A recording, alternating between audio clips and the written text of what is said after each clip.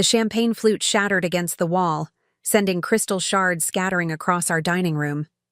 I stood frozen, staring at the woman who'd just announced herself as my husband's girlfriend of 3 years.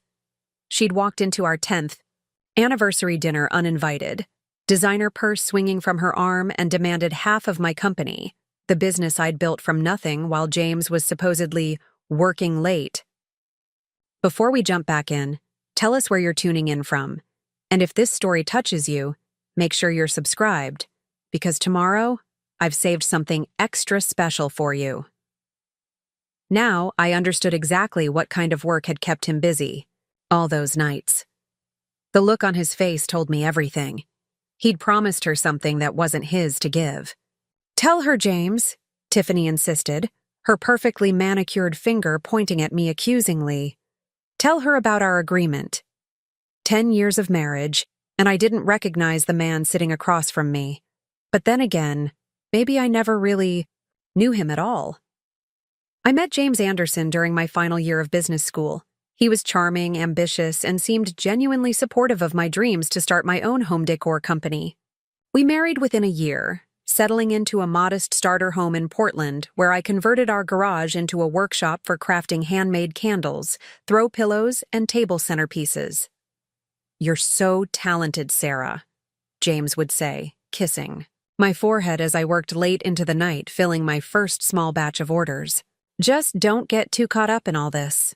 We'll need to think about starting a family soon." I nodded absently, focused on perfecting the scent combination for my signature lavender sage candles.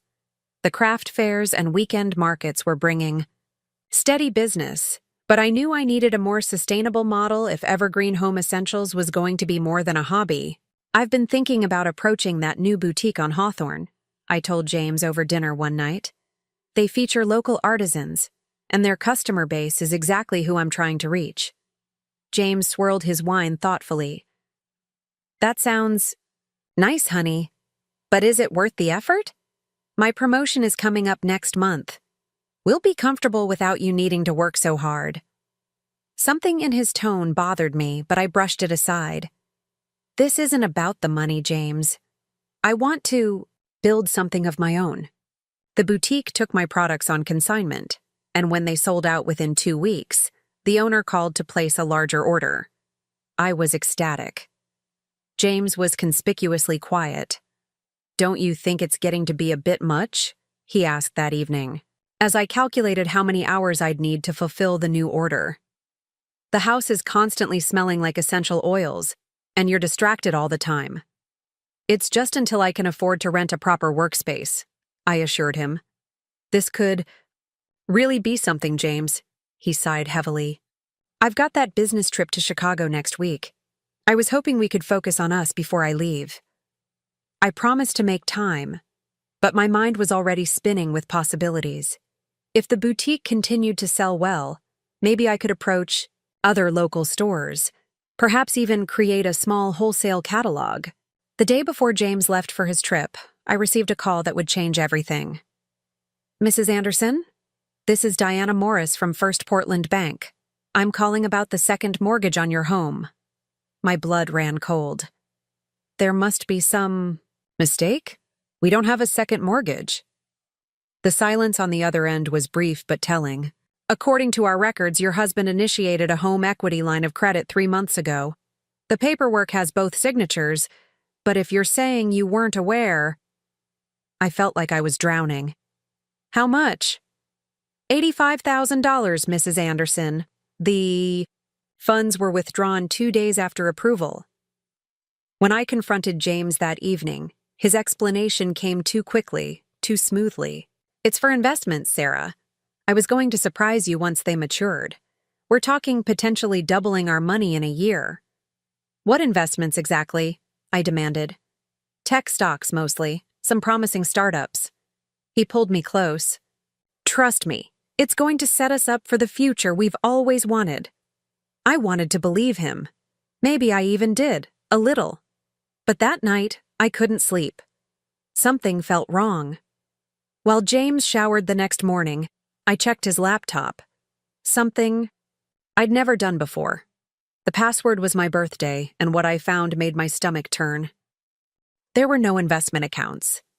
Instead, I found emails confirming the purchase of a sports car registered to an address I didn't recognize, dinner reservations at restaurants we'd never visited together, and hotel bookings in cities where James had supposedly gone for team-building retreats. And then I found the photos. James with a woman I'd never seen before, young, blonde, laughing as they lounged on a boat, her hand possessively on his chest. The date stamp was from last summer, when James had told me he was at a conference in San Diego. When he emerged from the shower, I was sitting on the bed, the laptop open beside me. "Who is she?" I asked quietly. His face drained of color before shifting quickly to anger. "You went through my computer. What happened to privacy and trust?" "You took out a second mortgage on our home without telling me," I shot back. "What happened to honesty and respect?" The argument that followed was ugly. James deflected, minimized, and finally admitted to a mistake that meant nothing. He swore it was over and begged for another chance. "I'll cancel the Chicago trip," he offered. "We'll spend the time reconnecting." Emotionally exhausted, I agreed to try. I needed time to think, to figure out what this meant for our marriage. For my future. The next day, I was distributing flyers for Evergreen Home Essentials at a local farmer's market when I literally bumped into Harold Wilson, causing him to spill coffee down his expensive-looking jacket. "I'm so sorry," I exclaimed, frantically offering napkins. Instead of being angry, the distinguished older man chuckled. "No harm done. Gives me an excuse to buy a new one." He glanced at the flyer in my hand. "Evergreen Home Essentials? Are those your products I've been seeing at Willow Boutique?" Surprised, I nodded. "You've seen my work?" "My daughter bought your eucalyptus wreaths for her entire office last week. Wouldn't stop talking about the quality." He extended his hand. "Harold Wilson. I used to run distribution for Pacific Northwest Furnishings before I retired." We ended up talking for nearly an hour. Harold was genuinely interested in my business, asking insightful questions about my production capacity, pricing strategy, and growth plans. "You've got something special here," he said finally, "but you're thinking too small. Boutiques are fine for now, but the real money is in wholesale to larger retailers." I sighed. "I'd love to scale up, but I'm working out of my garage. I don't have the capital for manufacturing space." Harold considered me thoughtfully. "I might have a solution if you're open to some mentoring." That conversation should have been the highlight of my week. Instead, it was overshadowed by the discovery I made when I returned home early from the market, hoping to surprise James with lunch before his postponed trip. His car wasn't in the driveway, but the house wasn't empty. A woman's purse sat on our entryway table, expensive, with a designer logo I recognized from magazines. Music played softly from our bedroom upstairs. I stood in the living room, suddenly understanding with perfect clarity. The Chicago trip hadn't been canceled. It had merely relocated to our home, on a day James thought I'd be gone for hours. I didn't confront them immediately. Something cold and calculating had taken over. I quietly took photos of her belongings in our house, then left exactly as I had come. In my car, I called Harold Wilson with shaking hands. "That mentoring offer," I said when he answered. "I'd like to take you up on it, as soon as possible." "Of course," he replied, sounding concerned at the tone of my voice. "Are you all right, Sarah?" "No," I said honestly. "But I think I will be." I drove to my best friend Megan's apartment and finally let myself break down. Between sobs, I told her everything. The second mortgage, the affair, finding them in our home. "What are you going to do?" she asked after I'd exhausted my tears. I took a deep breath. "I'm going to build my company. I'm going to make it so successful that when I finally leave him, it will hurt him more than it hurts me." Megan's eyes widened. "You're not leaving him now?" I shook my head slowly. Not yet. I need time to secure my future, and I need to make sure he doesn't get a single piece of what I build from here on out. The next day, I consulted with Diana Morris, who turned out to be not just a bank officer, but also an attorney specializing in business law. Preparing and narrating this story took us a lot of time, so if you are enjoying it, subscribe to our channel. It means a lot to us. Now back to the story. She listened carefully to my situation. If you start taking protective measures now, we can ensure your business remains solely yours, regardless of what happens with your marriage, she advised. But you need to be strategic about timing and documentation. I drove home with a clear plan forming. James was waiting anxiously, having called and texted repeatedly since the day before. "Where have you been?" he demanded. "I've been worried sick." I looked at him. This man I had loved and trusted, and made the hardest decision of my life. I would stay, for now. I would pretend to forgive, and I would use the time to build something he could never take away from me. I needed space to think, I said simply, but I'm ready to work on us now. The relief on his face was palpable. He didn't know that while he'd been destroying our marriage, he had inadvertently set me on the path to independence. That night, as James slept beside me, I opened my laptop and wrote the first draft of my business plan. Evergreen Home Essentials was about to grow beyond anything he could imagine, and I had found partners who would help me protect it from the man who had just mortgaged our future for a woman he'd hidden from me for who knew how long. Harold Wilson's solution turned out to be a recently vacated warehouse space owned by his brother-in-law. It needed work, but the rent was reasonable, and it offered 10 times the production capacity of my garage workshop. "It's not charity," Harold insisted when I expressed concern about the favorable terms. "It's good business. You'll make it worth his while with the quality product you're putting out." While James believed I was simply expanding my little hobby, I was working 14-hour days transforming the space into a proper manufacturing facility. Harold introduced me to contacts in the industry, suppliers who could provide materials at wholesale prices, small batch manufacturers who could help scale production while maintaining quality, and most importantly, potential buyers for larger orders. "You need to protect yourself legally," Harold advised during one of our mentor sessions, "especially given your personal situation." I had told Harold only the basics, that my marriage was troubled and that I needed to establish financial independence. He didn't need the details to understand the stakes. On his recommendation, I met with Diana Morris again, this time in her capacity as an attorney. "We need to establish your business as a separate entity from your marital assets," Diana explained. "Since Washington is a community property state, anything you build during the marriage could potentially be considered joint property in a divorce." "How do I prevent that?" I asked. "We'll create an LLC with careful documentation showing that this business is being built with your separate property," she said. "I'm also going to suggest a post-nuptial agreement." I frowned. James would never agree to that. Diana smiled shrewdly. "He might, if it's presented correctly. Men like your husband often respond to incentives." The plan was elegant in its simplicity.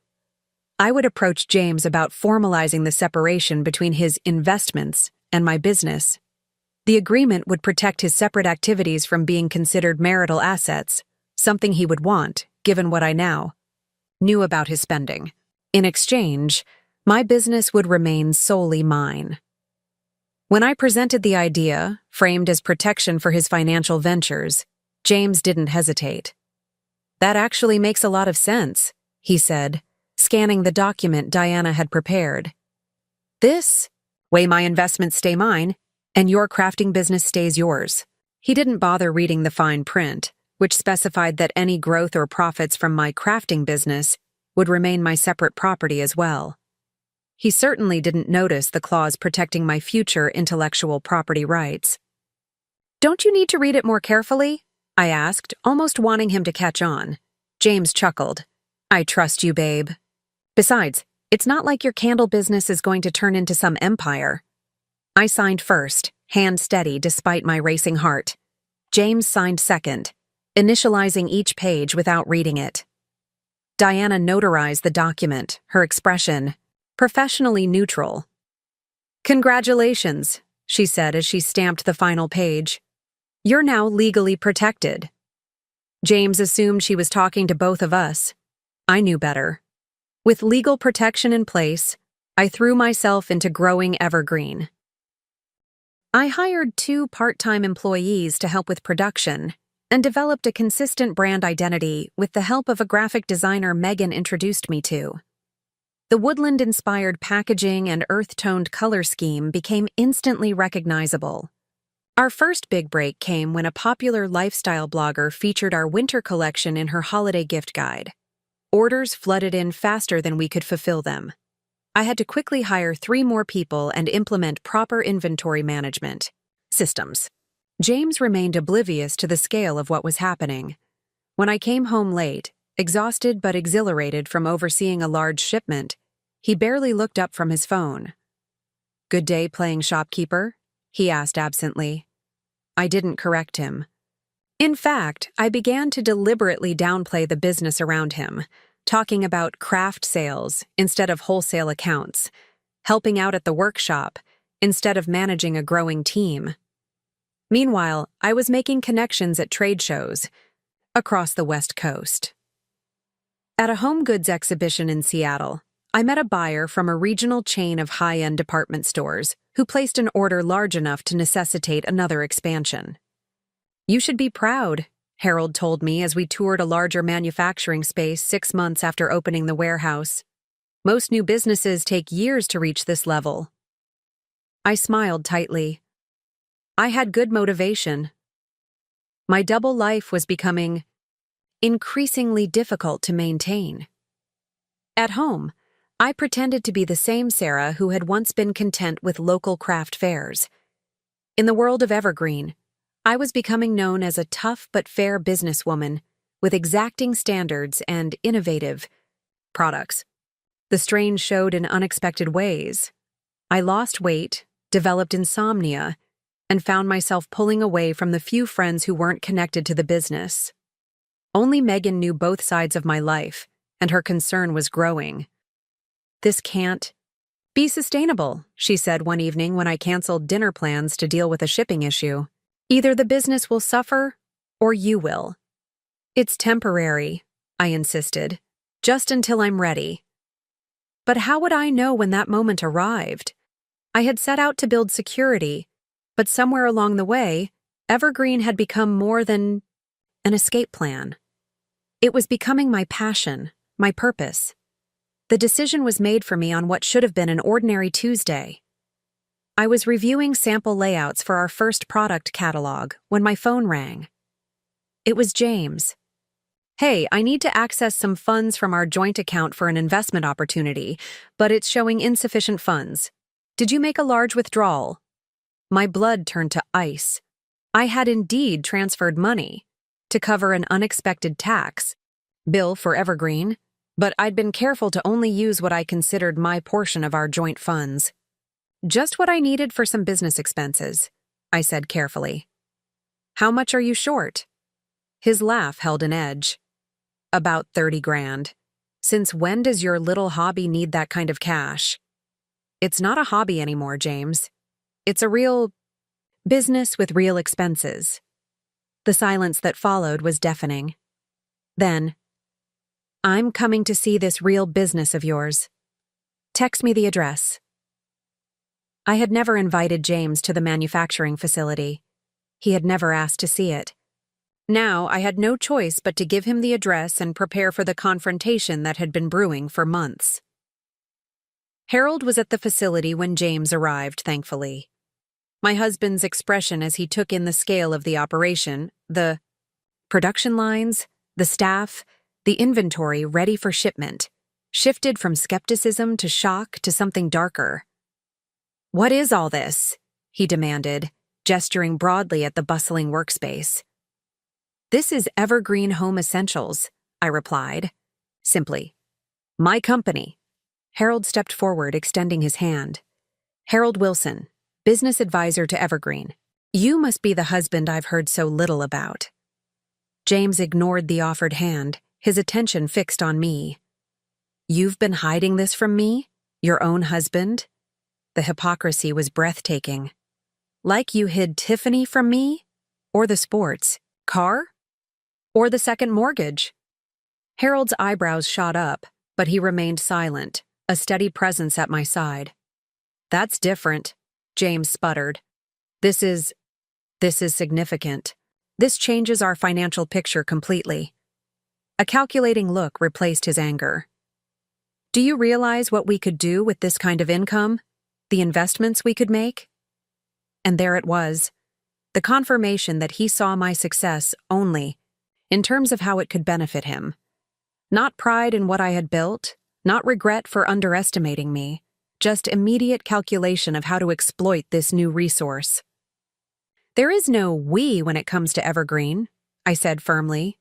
The business is mine, solely mine, legally protected as separate property.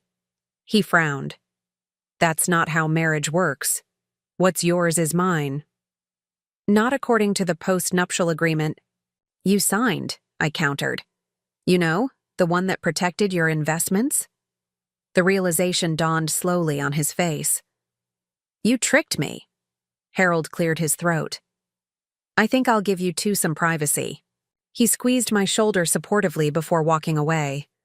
Alone with James, I felt a strange calm descend. I didn't trick you. I protected myself, just like you've been protecting yourself all along. By hiding a whole company from me? His voice rose, drawing glances from nearby employees. By building a future that you can't mortgage away for your girlfriend? I replied evenly. I know about Tiffany, James. I've known for months. The car, the trips, the hotels, all paid for with our home equity. His face paled. It's not what you think. It doesn't matter what I think anymore. What matters is what I know. I gestured around us. And what I've built despite you, not because of you. James's expression hardened. We'll see what my lawyer has to say about this. I nodded calmly. Yes, we will. But first, I suggest you read the agreement you signed. Diana was very thorough. As he stormed out, I felt a weight lift from my shoulders. The pretense was over. Whatever came next, divorce, legal battles, more lies, I would face it as the woman I had become, not the woman who had once believed in James Anderson's promises. Harold returned, concern evident in his weathered face. Are you all right? I think I will be, I said, surprising myself with how true it felt. For the first time in a long time, I think I really will be. The weeks following James's discovery of Evergreen were a strange mix of professional triumph and personal unraveling. We continued living in the same house, but as virtual strangers. James alternated between cold silence and calculated charm, still believing he could somehow gain access to the business I'd built. I was thinking, he said casually over a rare shared dinner, with my business contacts and your product line, we could really take Evergreen to the next level. Have you considered corporate gifting programs? I smiled thinly. Harold and I implemented those 3 months ago. We're already supplying customized packages to 4 major companies in Portland. James's jaw tightened. Harold again. Don't you think you're relying a bit too heavily on an old man's outdated business sense? Harold's connections and experience have been invaluable, I replied. Unlike yours. It was a direct hit, and James knew it. He pushed away from the table. I have a late meeting. With Tiffany? I asked quietly. He didn't answer, just grabbed his keys and left. I didn't mind. These evenings alone had become precious time for planning Evergreen's next phase of growth. Diana had warned me that James would likely challenge the post-nuptial agreement. Men, like him, don't lose gracefully, she said during one of our regular check-ins. Be prepared for him to get creative and potentially vindictive. Her prediction proved accurate. First came the financial pressure. James stopped contributing to our joint accounts, leaving me to cover all household expenses. He assumed this would force me to dip into Evergreen's funds, potentially muddying the waters between personal and business finances. Instead, I opened a separate personal account and rerouted my modest but growing salary from Evergreen there. I continued paying the mortgage and utilities from our joint account until those funds were depleted, then seamlessly switched to my new account. When that tactic failed, James tried a more direct approach. "I've been thinking about our situation," he said one morning, his tone conciliatory. "I may have overreacted about Evergreen. I'm proud of what you've built, Sarah." I looked up from my laptop, where I'd been reviewing applications for a new marketing position. "Are you?" "Of course," he insisted, pouring himself coffee. "And I want to support you. In fact, I'd like to invest in Evergreen's expansion. Properly, with paperwork and everything." I almost laughed at the transparency of his ploy. "That's not necessary. We secured Series A funding last week, $5 million in exchange for 15% equity. The investors specifically value our women-owned status." The coffee cup froze halfway to his mouth. $5 million? 15%? He set the cup down carefully. "That would value the company at just over $33 million, I confirmed. "The valuation was based on our growth projections and intellectual property portfolio." His face went through a series of calculations.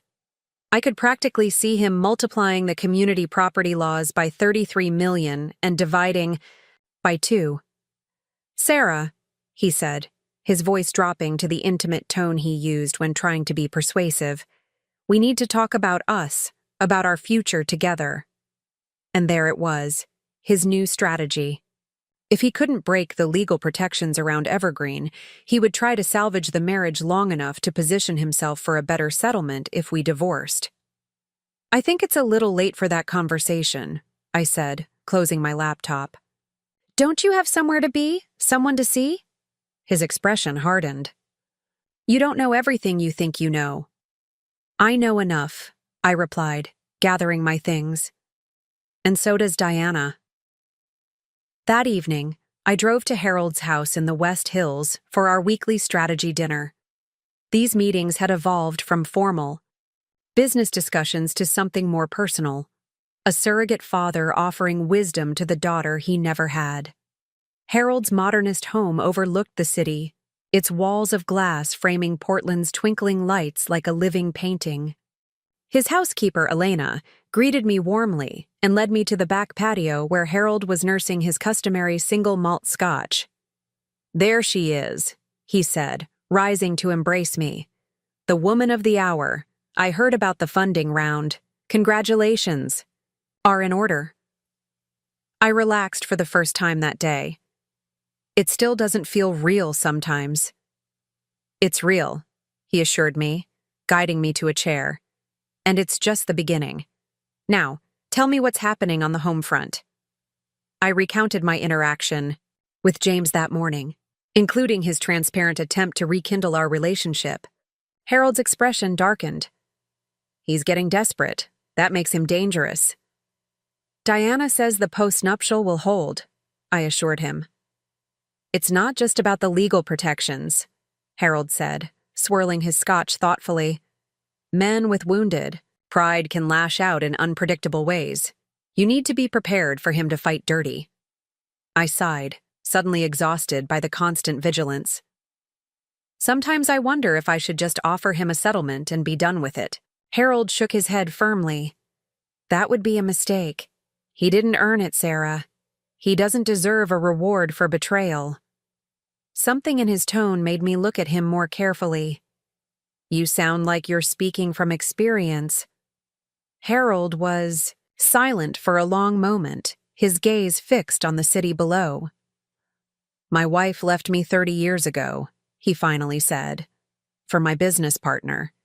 They'd been having an affair for years, right under my nose." "I'm so sorry," I said softly. He waved away my sympathy.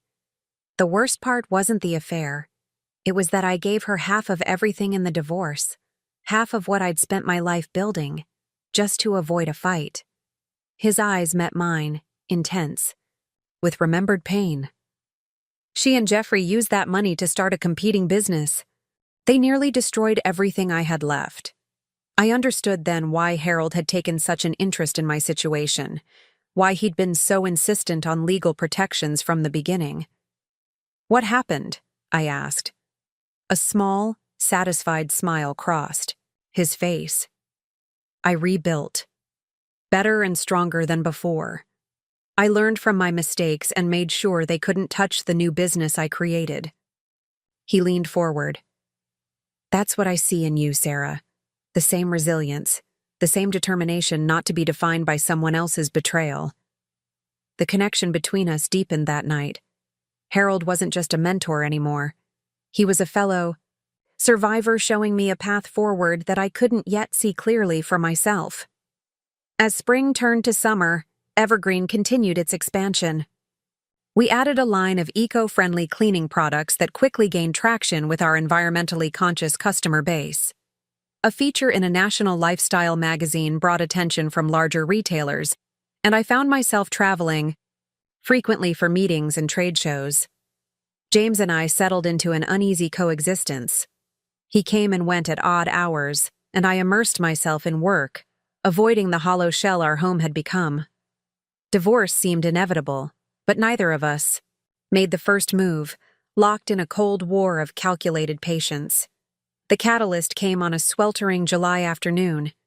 I'd returned home unexpectedly after a meeting was canceled, hoping to work in the air-conditioned comfort of our house rather than the warehouse, which still lacked proper cooling.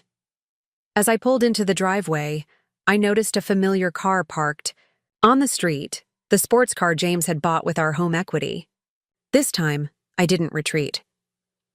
I walked directly into the house, following the sound of voices to the kitchen. James and Tiffany sat at our breakfast bar, documents spread between them, heads close together in consultation. "Sorry to interrupt," I said, setting down my bag with deliberate calm. They jumped apart like guilty teenagers. Tiffany recovered first, her crimson lips curving into an insincere smile. "Sarah, James didn't mention you'd be home early." "Clearly," I replied, my eyes fixed on the papers they'd been reviewing. From my angle, I could see Evergreen's name on several pages. James hurriedly gathered the documents. "We were just going over some investment opportunities." "Involving my company?" I asked, my voice dangerously quiet. Tiffany's smile faltered. James shot her a warning look before turning to me with practiced sincerity. "Not exactly. Tiffany works in marketing, and I was showing her some of Evergreen's materials. Getting a professional opinion." I looked at the woman who had been sleeping with my husband for who knew how long. Young, confident, expensively dressed in a way that telegraphed ambition rather than taste. "And what is your professional opinion?" I asked her directly. She glanced at James before answering.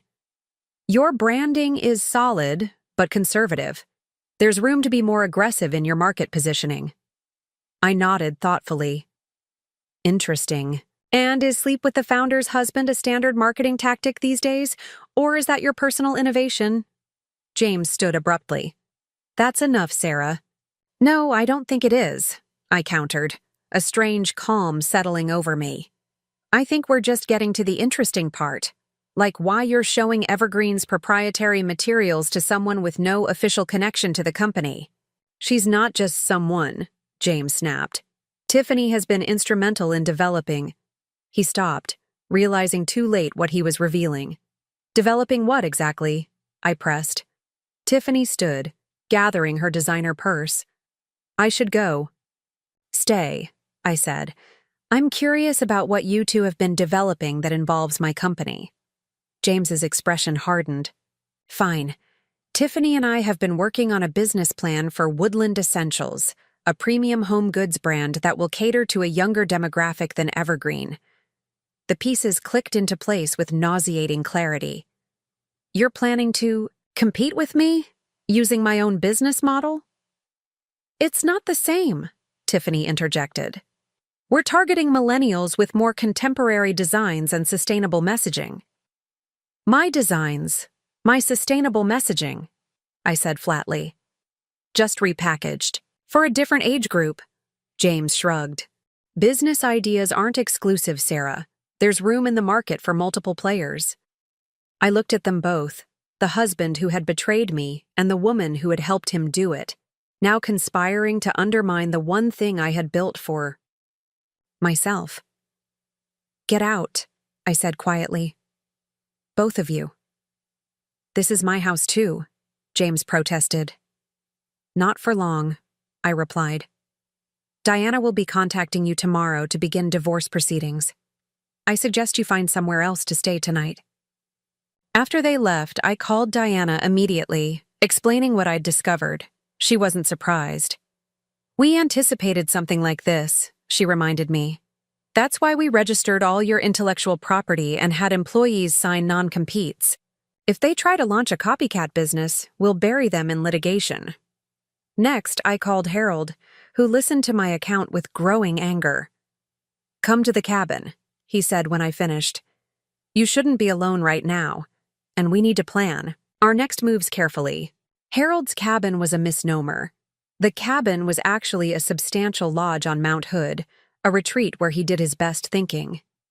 I packed quickly, knowing James would likely return once Tiffany calmed him down.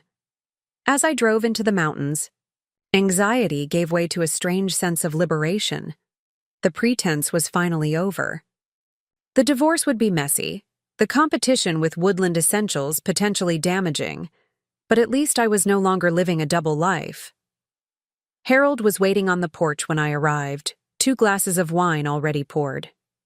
You look better than I expected, he observed as I got out of the car. I feel better, I admitted, like I can finally breathe. We stayed up late that night, not just planning legal strategies against James and Tiffany's venture, but mapping out Evergreen's future, expansion into new product categories, possible retail locations of our own, international distribution. They've done you a favor, Harold said as our planning session wound down. They've freed you from the last constraints holding you back. I realized he was right. For months, I'd been building Evergreen while still trying to maintain the fiction of my marriage, dividing my energy between growth and self-protection. Now, I could focus entirely on moving forward. To new beginnings, Harold said, raising his glass. To new beginnings, I echoed, feeling for the first time that the phrase might actually be true. The divorce proceedings were as contentious as Diana had predicted. James challenged the post-nuptial agreement, claiming he hadn't understood its implications and that I had deliberately misled him about Evergreen's potential. His lawyer, an aggressive man with slicked-back hair and a reputation for scorched-earth tactics, filed motion after motion trying to pierce the legal protections around my company. Meanwhile, Tiffany and James moved quickly to launch Woodland Essentials, securing a small manufacturing space and rushing products to market that bore uncomfortable similarities to Evergreen's early offerings. They hadn't copied our designs exactly, they weren't that careless, but the inspiration was unmistakable. They're counting on confusion in the marketplace, Diana explained during one of our strategy sessions. Customers who think they're buying your products when they're actually getting their knockoffs. We responded with a 3-pronged approach: a cease and desist letter addressing the most egregious similarities, a targeted PR campaign highlighting Evergreen's commitment to authentic woman-owned craftsmanship, and expedited development of our premium line to further differentiate our brand positioning. The legal battles consumed enormous amounts of time and emotional energy. There were days when I questioned whether the fight was worth it, whether I should just settle with James to be free of the constant conflict. Harold remained my steadfast ally during this period, his own experience with betrayal and rebuilding providing perspective I desperately needed. This is the hardest part, he assured me during a particularly difficult week when sales had temporarily dipped following confusion caused by Woodland's launch. But it won't last forever. He was right. By fall, Evergreen had weathered the initial impact of Woodland's entry into the market. Our established relationships with retailers held firm, and our customers largely remained loyal. James and Tiffany's venture struggled to gain traction without the years of groundwork I had put into building Evergreen's reputation and supply chain. What should have been a moment of vindication was complicated by an unexpected development. One evening in late September, I was working late at the manufacturing facility when I received a call from an unfamiliar number. "Is this Sarah Anderson?" a woman's voice asked. "Yes. Who's calling?" "This is Portland Memorial Hospital. We have a Harold Wilson here. You're listed as his emergency contact." My blood ran cold. What happened? Mr. Wilson experienced cardiac symptoms while dining at Riverview Restaurant. He's stable now, but he's asking for you. I drove to the hospital in a daze, barely registering the rain-slicked streets or the distant rumble of thunder. Harold had become such a constant in my life, mentor, friend, surrogate father, that the thought of losing him was unbearable. He looked smaller somehow in the hospital bed, monitors beeping softly beside him. When he saw me, he managed a weak smile. "Sorry about dinner," he said.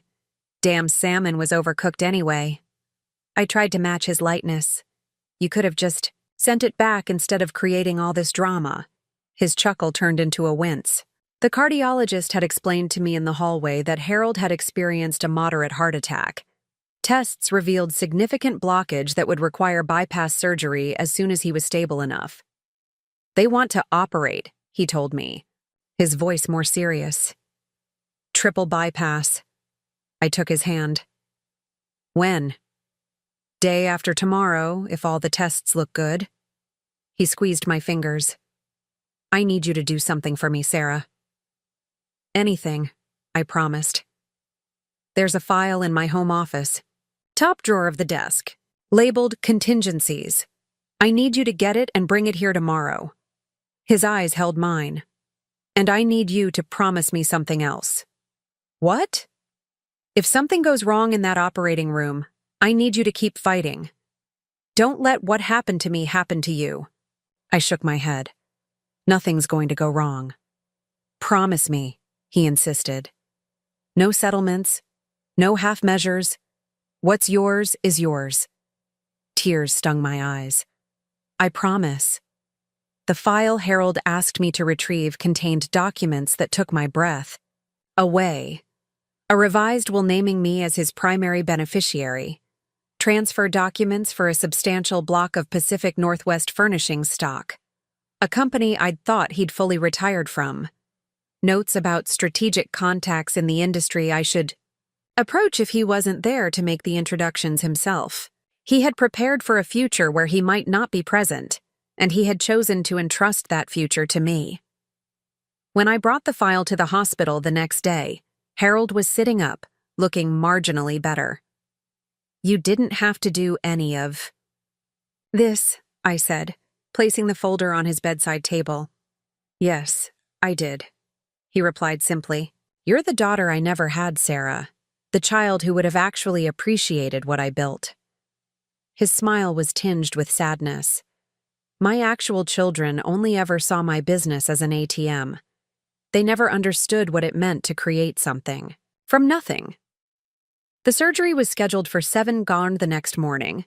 I arrived at 5:30, determined to see Harold before they took him in.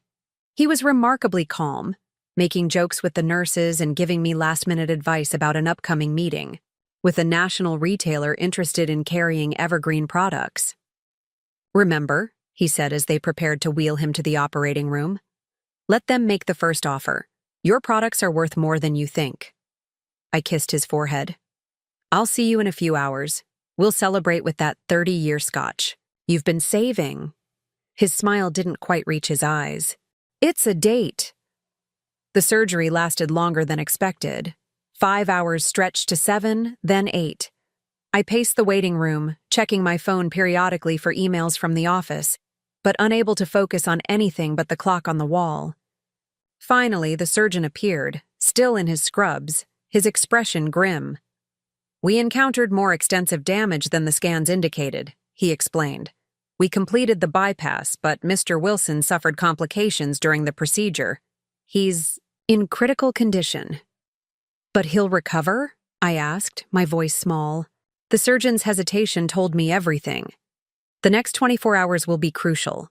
We've placed him in a medically induced coma to give his body the best chance to heal. Harold never woke up. 3 days after the surgery, surrounded by machines, keeping his body functioning, his heart finally gave out. I was holding his hand when it happened, telling him about a new packaging design we were considering, pretending he could hear me, that he would open his eyes and offer his characteristically blunt feedback. Instead, the monitors flatlined, and Harold Wilson, the man who had believed in me when I barely believed in myself, was gone. The grief was overwhelming, a physical weight pressing on my chest. For the first time since discovering James's betrayal, I felt truly alone. The legal battles, the business challenges, the divorce proceedings, all of it seemed suddenly meaningless in the face of this loss. Megan found me in Harold's hospital room, still clutching his hand an hour after he'd been pronounced dead. "Come on," she said gently. "Let's get you home." "I can't go to the house," I said, thinking of the empty room still half filled with James's things. "I can't be there right now." "Then you'll stay with me," she said firmly. "For as long as you need." The next few weeks passed in a blur of funeral arrangements, legal meetings about Harold's estate, and mechanical efforts to keep Evergreen running despite my emotional absence. I went through the motions, making decisions and attending meetings, but the purpose that had driven me for the past year seemed to have evaporated. Diana noticed the change during a strategy session about the ongoing divorce. "You're not yourself," she observed, "and that's understandable after what you've been through. But James's team is sensing weakness. They're pushing for a settlement again." I rubbed my temples, feeling a headache building. "Maybe we should consider it, just to be done with this." Diana's expression sharpened. "That's not what Harold would want. And I don't think it's what you want either." "I don't know what I want anymore," I admitted. "Everything feels hollow." She closed her legal pad deliberately. "I'm saying this as your friend, not just your attorney.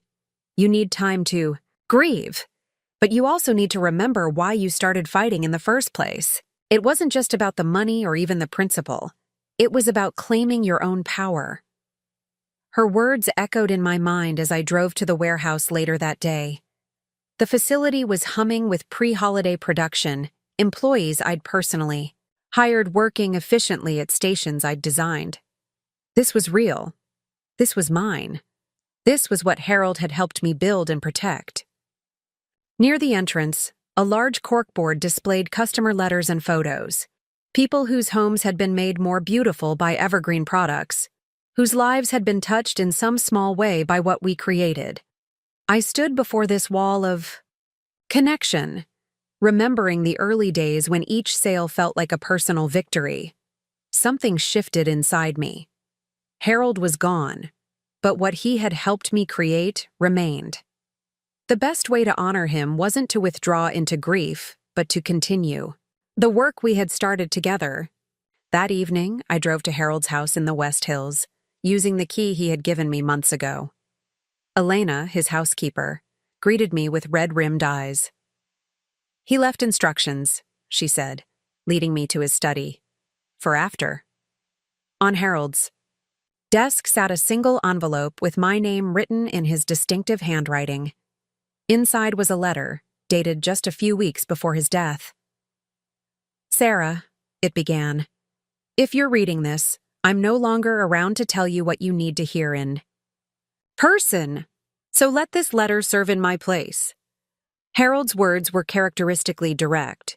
He wrote about seeing in me the same drive and integrity he had valued in himself. He confessed that mentoring me had given purpose to his retirement years, and he urged me not to let grief or fatigue derail what we had built. "The worst thing we can do in this life," he wrote, "is allow others to define our worth or limit our potential. You've already proven you're stronger than that. Now finish what you started. The letter ended with a postscript. Check the wall safe behind the eye. Rothko. The combination is your birthday. There's something there you'll need. The safe contained a weathered leather portfolio. Inside were documents detailing James's business activities over the past year, including evidence that he had approached Harold 6 months earlier, seeking investment for what would become Woodland Essentials. I declined, Harold had noted, but kept the records in case they proved useful. Also in the portfolio was a flash drive containing emails between James and Tiffany, dating back 2 years before I discovered their affair. The emails discussed not just their relationship, but their long-term plans to leverage my business connections for their own ventures. Remember, patience, James had written. Sarah's building something we can use. Let her do the hard work, and we'll step in when the time is right. The cold calculation laid out in these exchanges cut through my grief like a knife, reigniting the determination that had fueled me before Harold's death. This wasn't just about protecting what was mine anymore. This was about exposing the truth. I called Diana the next morning. I have new evidence, I told her, and I'm ready to go on the offensive. With Diana's guidance, we filed a countersuit against James and Tiffany, alleging conspiracy to misappropriate business opportunities and breach of fiduciary duty. The emails provided compelling evidence that their relationship had begun while I was still building Evergreen, and that James had been sharing confidential information about my business plans with Tiffany from the beginning. The legal battle intensified, but this time I was no longer distracted by grief or uncertainty. I channeled my loss into focused determination, working longer hours and making bolder decisions for Evergreen's future. We launched a home fragrance collection that had been in development before Harold's death, naming the signature scent Wilson's Reserve in his honor. I personally oversaw the expansion into a Seattle warehouse to support our growing West Coast distribution, and I initiated talks with an East Coast distribution partner to bring Evergreen products nationwide. Through it all, I kept Harold's letter in my desk drawer, rereading it on days when the fight seemed too exhausting to continue. His belief in me became a compass when my own resolve wavered. The turning point in the legal proceedings came 3 months after Harold's death, when James's attorney requested a private meeting with Diana and me. My client is prepared to withdraw his claims regarding Evergreen Home Essentials, he stated, without preamble, in exchange for certain considerations. Diana raised an eyebrow. What considerations? A mutual non-disparagement agreement, withdrawal of the conspiracy countersuit, and a one-time payment of $2 million. I nearly laughed out loud. $2 million? For what exactly?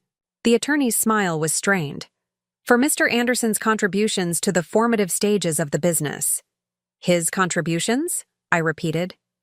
You mean actively discouraging me? Or perhaps secretly plotting with his girlfriend to copy my business model? Those contributions? Diana placed a calming hand on my arm. What's prompted this sudden change in position? She asked the attorney. He cleared his throat. My client believes this resolution would be in everyone's best interest.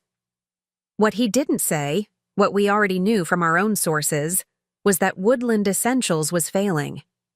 Their hastily launched products had quality issues that resulted in high return rates. Their attempt to secure wider distribution had stalled when retailers learned of the pending litigation, and their initial investors were growing increasingly concerned about the venture's viability. Here's our counteroffer, Diana said. Mr. Anderson withdraws all claims related to Evergreen. He and Ms. Reynolds agree to cease operations of Woodland Essentials immediately. In exchange, we will withdraw the conspiracy suit and agree to a mutual non-disparagement clause. And the financial settlement? The attorney pressed. There will be none, I said firmly. The attorney gathered his papers. My client won't accept those terms. Then we'll see him in court, Diana replied smoothly. With the evidence from Harold Wilson's files. 2 days later, James called me directly for the first time in months, "We need to talk," he said without preamble. "Not through the lawyers. Just us." I hesitated. "About what?" "About ending this. All of it." His voice sounded tired. "Meet me for dinner. One conversation to put this behind us." Against Diana's advice, I agreed to meet James at a neutral location, a small bistro downtown where we had occasionally dined early in our marriage. I arrived intentionally late, unwilling to give him even a moment of thinking I was waiting for him.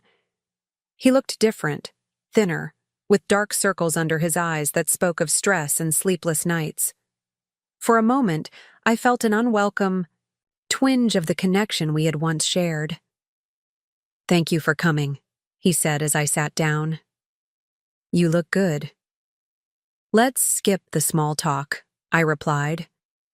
"You wanted to talk about ending this." James sighed. "Woodland is finished. The investors pulled out last week. Tiffany's already looking for another job." I felt no satisfaction at this news, only a dull sense of justice being served. "I'm sorry it didn't work out," I said, not entirely truthfully. "No, you're not," he said with a hint of his old perceptiveness. "But you should be. We could have built something together, Sarah. Something bigger than Evergreen. We still could." I stared at him, incredulous. "Are you serious? After everything? That's happened. You still think we have a future together?" "Business-wise," he clarified quickly. "I'm not delusional enough to think we can salvage the marriage. But my connections, your products, it could still work." I shook my head slowly. "You really don't get it, do you? This was never just about business for me. It was about building something that was entirely mine. Something you couldn't take credit for or control." I leaned forward. "Something you couldn't mortgage away for your girlfriend." James flinched. "I made mistakes, serious ones. But this scorched earth approach isn't helping either of us." "It's helped me define my boundaries," I countered. "It's helped me understand my own worth. And it's helped me realize that I don't need your approval or participation to be successful." Something in my tone must have finally reached him. He sat back, studying me with new eyes. "You've changed," he said finally. "Yes," I agreed. "I have."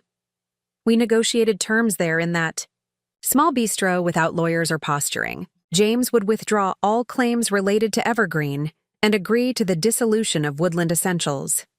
I would withdraw the conspiracy countersuit and agree to a clean division of our remaining personal assets. No financial settlement. No ongoing entanglements. "Is there anything else you want?" he asked as we prepared to leave. I considered the question. Once, I had wanted many things from James Anderson: love, respect, partnership, loyalty. Now I wanted only one thing. "Freedom," I said simply. "A clean break." He nodded slowly. "That I can give you." As I watched him walk away, I felt neither triumph nor regret, only a quiet certainty that this chapter of my life was finally closing. Our divorce was finalized on a crisp autumn day, almost exactly 1 year after I had discovered James's affair. The legal documents arrived by courier while I was reviewing designs for Evergreen's spring collection. I signed where indicated, officially ending 10 years of marriage with a few strokes of a pen. That evening, I opened a bottle of champagne Harold had given me after our first major retail account. "For celebrating milestones," he had said. This qualified, though perhaps not in the way either of us had anticipated. Megan joined me on the deck of my new home, a modernist structure on the outskirts of Portland with views of Mount Hood reminiscent of Harold's place in the West Hills. "To freedom," she toasted, clinking her glass against mine. "And new beginnings," I added. We were silent for a moment, watching the sunset paint the sky in vivid oranges and pinks. "So what's next?" Megan asked. "World domination?" I laughed. "One step at a time. The East Coast expansion is keeping me busy enough for now." In truth, I had been thinking beyond just geographic expansion. Harold's passing had left a void not just emotionally, but strategically. His guidance had been invaluable in navigating the business world, and while I had grown more confident in my own instincts, I missed having a sounding board for major decisions. I had recently joined a group of women entrepreneurs who met monthly to discuss business challenges and opportunities. The connections I made there had already opened doors to new suppliers and potential collaborators. Life had settled into a new normal. Busy days at Evergreen, quiet evenings at home, occasional dinners with friends like Megan who had stood by me through the tumult of the past year. If it wasn't exactly the life I had envisioned when I married James, it was a life entirely of my own making. 5 months after the divorce was finalized, Evergreen celebrated its second anniversary with the opening of our first flagship store in downtown Portland. The launch party attracted local media, industry contacts, and loyal customers eager to see the full product line displayed in our carefully designed space. I was speaking with a reporter from a business journal when I spotted a familiar face across the crowded store. Tiffany Reynolds, looking slightly less polished than I remembered, was examining our new line of sustainable kitchen goods. My first instinct was to have security escort her out. Instead, curiosity propelled me across the room. "Interesting to see you here," I said, approaching her directly. Tiffany jumped slightly. "Sarah, congratulations on all this." She gestured at the bustling store. "It's impressive." "Thank you," I replied, studying her. "Are you here for a particular reason?" She had the grace to look uncomfortable. "Partly curiosity. Partly—" She hesitated. "I suppose I wanted to see what real success looks like. As opposed to? As opposed to what James and I tried to create." She set down the candle she'd been holding. "Woodland was a mistake from the beginning. We were trying to copy something we didn't understand." The admission surprised me. "And James? How is he?" "I wouldn't know," Tiffany said. "We ended things right after Woodland folded. He's in Seattle now, I think. Some sales position." I felt a strange lack of emotion at this news. No satisfaction, no resentment, just a distant acknowledgement of information about someone who no longer factored into my life. "I should go," Tiffany said after an awkward silence. "I just wanted to see and maybe to say I'm sorry, for whatever that's worth." As she turned to leave, I found myself saying, "For what it's worth, I hope you find something of your own to build, something no one can take from you." She looked back, startled by the unexpected moment of connection. "I'm working on it," she said with a small smile before disappearing into the crowd. The encounter left me reflective throughout the remainder of the event. I had spent so long defining myself in opposition to James and Tiffany's betrayal that it was strange to realize they no longer held any power over my emotions or decisions. Later that evening, as the last guests departed and staff began cleaning up, Diana lingered to share a celebratory glass of champagne. "To Evergreen's continued success," she toasted. "Harold would be proud." I smiled at the mention of his name. "I think of him every day, especially on nights like this." "He left you a significant legacy," Diana observed. "Not just financially, but in confidence and knowledge." "I like to think I gave him something too," I said. "A purpose in those final months. Someone who truly appreciated what he had to teach." Diana nodded thoughtfully. "The best relationships are those where both parties bring value." She set down her glass. "Which reminds me, the executor of Harold's estate asked me to give you this tonight. Apparently, Harold left specific instructions about timing." She handed me a small rectangular package wrapped in simple brown paper. Inside was a leather-bound day planner with Harold's initials embossed on the cover. A note was tucked into the first page. "For the next chapter," Harold had written, "look to October 15th. I flipped to that date, 6 months in the future, and found a business card paper-clipped to the page. "Takahashi Global," it read. Ichiro Takahashi, CEO. On the back, Harold had written, "When you're ready to go international." Even from beyond, Harold was still guiding my path forward, opening doors that I hadn't yet considered knocking on. The flagship store's success exceeded even our most optimistic projections. Within 3 months, we were exploring locations for a second store in Seattle. Evergreen's online presence grew exponentially thanks to a strategic partnership with a popular lifestyle website. And our wholesale business continued to expand, with products now available in over 500 retail locations nationwide. As October 15th approached, I found myself both excited and nervous about contacting Ichiro Takahashi. Harold's confidence in my readiness for international expansion was flattering but daunting. Was Evergreen truly prepared for that level of growth? Was I? I scheduled the call from my office overlooking the manufacturing floor, drawing strength from the visible evidence of what we had already built. Ichiro Takahashi proved to be a soft-spoken man in his 60s with impeccable English and a direct manner reminiscent of Harold. "Wilson-san spoke very highly of you," he said after introductions. "He believed your products would resonate strongly with Japanese consumers." "Did he approach you before his passing?" I asked, curious about how long Harold had been planning this connection. "We discussed various possibilities," Takahashi confirmed, "but he was insistent that we not proceed until you contacted me directly. He said you would know when the time was right." The conversation that followed opened my eyes to possibilities I had only vaguely considered. Takahashi Global had extensive experience bringing American brands to Asian markets, with an infrastructure that would allow Evergreen to establish presence in Japan, South Korea, and Singapore without the logistical nightmares of building from scratch. By the end of the call, we had scheduled a meeting in Tokyo for the following month. I hung up feeling a mixture of excitement and wistfulness. This was exactly the kind of opportunity Harold had been preparing me for, and I wished desperately that he could be here to see it unfold.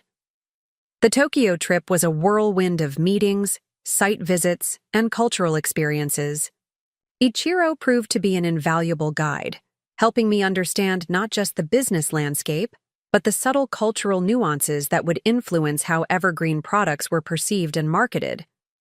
"Your emphasis on sustainability resonates deeply here," he explained as we toured a potential retail space in Ginza. "But the messaging must be adapted. Japanese consumers respond to different visual cues, different language about environmental responsibility." I absorbed every insight, taking copious notes and asking endless questions. This was a masterclass in international business, and I was determined to make the most of it. On my final evening in Tokyo, Ichiro invited me to dinner at an exclusive restaurant hidden on a quiet side street. The traditional multi-course meal was served in a private room overlooking an immaculate garden lit by stone lanterns. "I have a confession to make," Ichiro said as we were served delicate cups of sake. "My relationship with Harold Wilson went beyond business." I looked up, curious. "We were rivals once, in the 1980s, competing for the same distribution channels. In the American market, Harold outmaneuvered me quite thoroughly." His eyes crinkled with the memory. "I lost a significant contract and was forced to return to Japan somewhat diminished." "That must have been difficult," I said carefully. Ichiro nodded. "It was." But 2 years later, Harold contacted me with a proposal for a joint venture in the Asian market. He could have continued to compete against me, but instead, he offered partnership. He sipped his sake thoughtfully. When I asked why, he said simply that good business is not about destroying worthy opponents, but finding ways to create value together. The story aligned perfectly with the Harold I had known, strategic but ultimately guided by a philosophy that business could be both profitable and ethical. "He saw that same quality in you," Ichiro continued. "In our last conversation, before his surgery, he told me that you understood what truly matters in building something lasting." "And what's that?" I asked. Integrity, Ichiro said simply. The courage to defend what you've created while remaining open to genuine collaboration. As I flew home from Tokyo with a signed agreement for Evergreen's Asian expansion, I reflected on how far I had come from that uncertain woman who had discovered her husband's betrayal 2 years earlier. The journey hadn't been linear. There had been setbacks, grief, moments of doubt. But through it all, I had kept building, kept moving forward. Megan and Diana organized a small celebration when I returned, eager to hear about the Tokyo trip and the international opportunities it presented.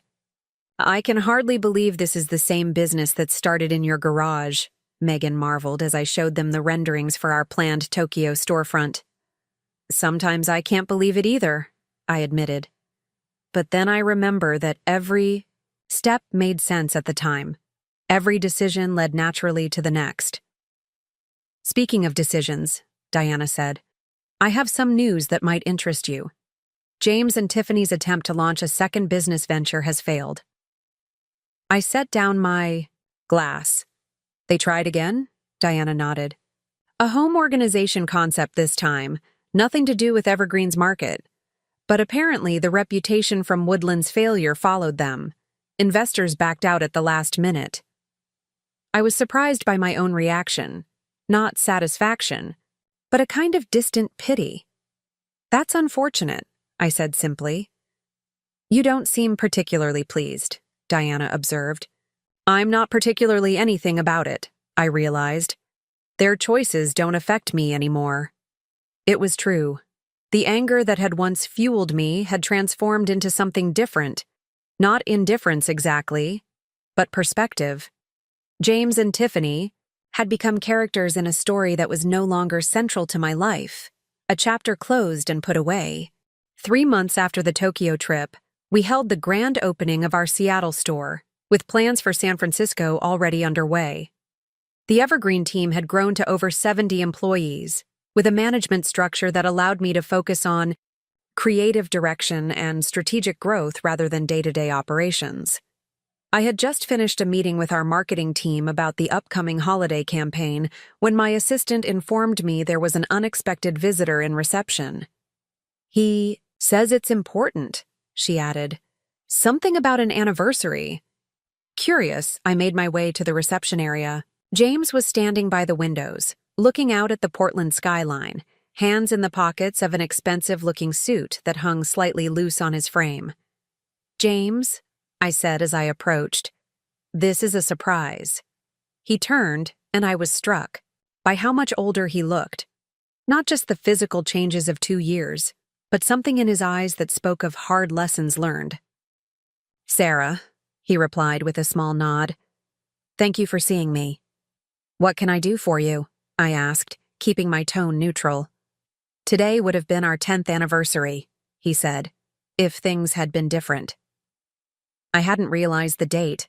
That part of my history had receded so completely that the significance of May 12th had entirely escaped me. I see, I said, uncertain how to respond. Is that why you're here? James glanced around the reception area with its understated elegance and Evergreen's distinctive logo displayed prominently on the wall behind the desk. Partly, he admitted. And partly to see this for myself, to see what you've built. He hesitated. What we could have built together if I hadn't been so blind.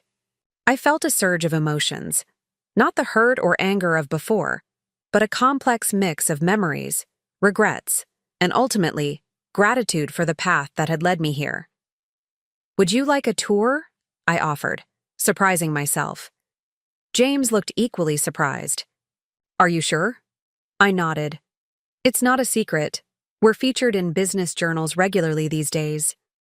I showed him through the offices, the design studio, and finally to my favorite spot, a balcony overlooking the manufacturing floor where workers expertly crafted the products that had become Evergreen's hallmark.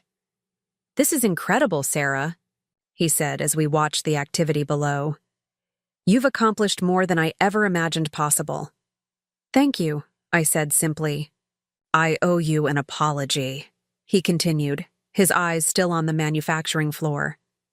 Not just for the affair or the lies, but for never really seeing you, your potential, your determination. He turned to face me directly. I underestimated you, in every possible way, and I'm sorry for that. The apology was unexpected, and I took a moment to consider my response. I appreciate you saying that, I said finally, but I've made peace with our history, James. It shaped me, but it doesn't define me anymore. He nodded slowly. I'm glad to hear that. I'm still working on my own peace. He reached into his jacket and removed an envelope. This is why I really came today. There's a charity auction next month benefiting foster children. I'm on the committee, and we're seeking donations from local businesses. Evergreen products would be a significant draw. I accepted the envelope, strangely touched by the normality of the request. Not reconciliation, not further apologies, just a straightforward business interaction between two people with a complicated past. I'll have our donation team contact the organizers, I promised. It's a good cause. As we walked back toward reception, James hesitated. There's something else I've been wanting to tell you. I'm moving back to Chicago next month. Fresh start. I hope it goes well for you, I said sincerely. I've learned a lot these past 2 years, he added, about consequences, about what matters. A rueful smile crossed his face. Expensive lessons. In the reception area, we shook hands formally, the gesture marking both closure and a new, distant kind of respect. Goodbye, Sarah, he said, and congratulations on everything you've built. After he left, I returned to my office and found myself drawn to the small framed photograph on my desk. Not of James or even of Harold, but of the first evergreen products I had created in my garage workshop. Handcrafted candles and simple, textile goods arranged on a makeshift display at a local craft fair. That crafting hobby, the one James had dismissed and Tiffany had tried to copy, had grown into an international brand employing dozens of people and bringing my creative vision to homes across the country and soon, around the world. The journey had been nothing like I'd imagined when I married James a decade earlier. The path had been harder, lonelier at times, but ultimately, more rewarding than the comfortable life I'd once envisioned as his wife. My phone chimed with a notification, Ichiro Takahashi confirming our video call for the following morning to discuss the Tokyo store's opening timeline. I smiled as I sent a quick reply, already mentally preparing for the next phase of Evergreen's Kurtha. Outside my office window, Portland sparkled in the late afternoon sun. Somewhere in that cityscape was the house where James and I had lived, where I had discovered his betrayal, where I had made the decision to fight rather than surrender. I didn't regret a single step of the journey that had led me here. Not the pain, not the battles, not even the losses. Each had shaped me, strengthened me, prepared me for challenges I couldn't yet imagine. The intercom buzzed. Your 3 o'clock is here, my assistant announced. The sustainability consultant for the San Francisco location. Send them in, I replied, turning away from the window and the past it represented. It was time to focus on the future, my future, built with my own hands, secured by my own determination, expanding in directions limited only by my imagination and courage. The door opened, and I stepped forward with a confident smile, ready for whatever came next.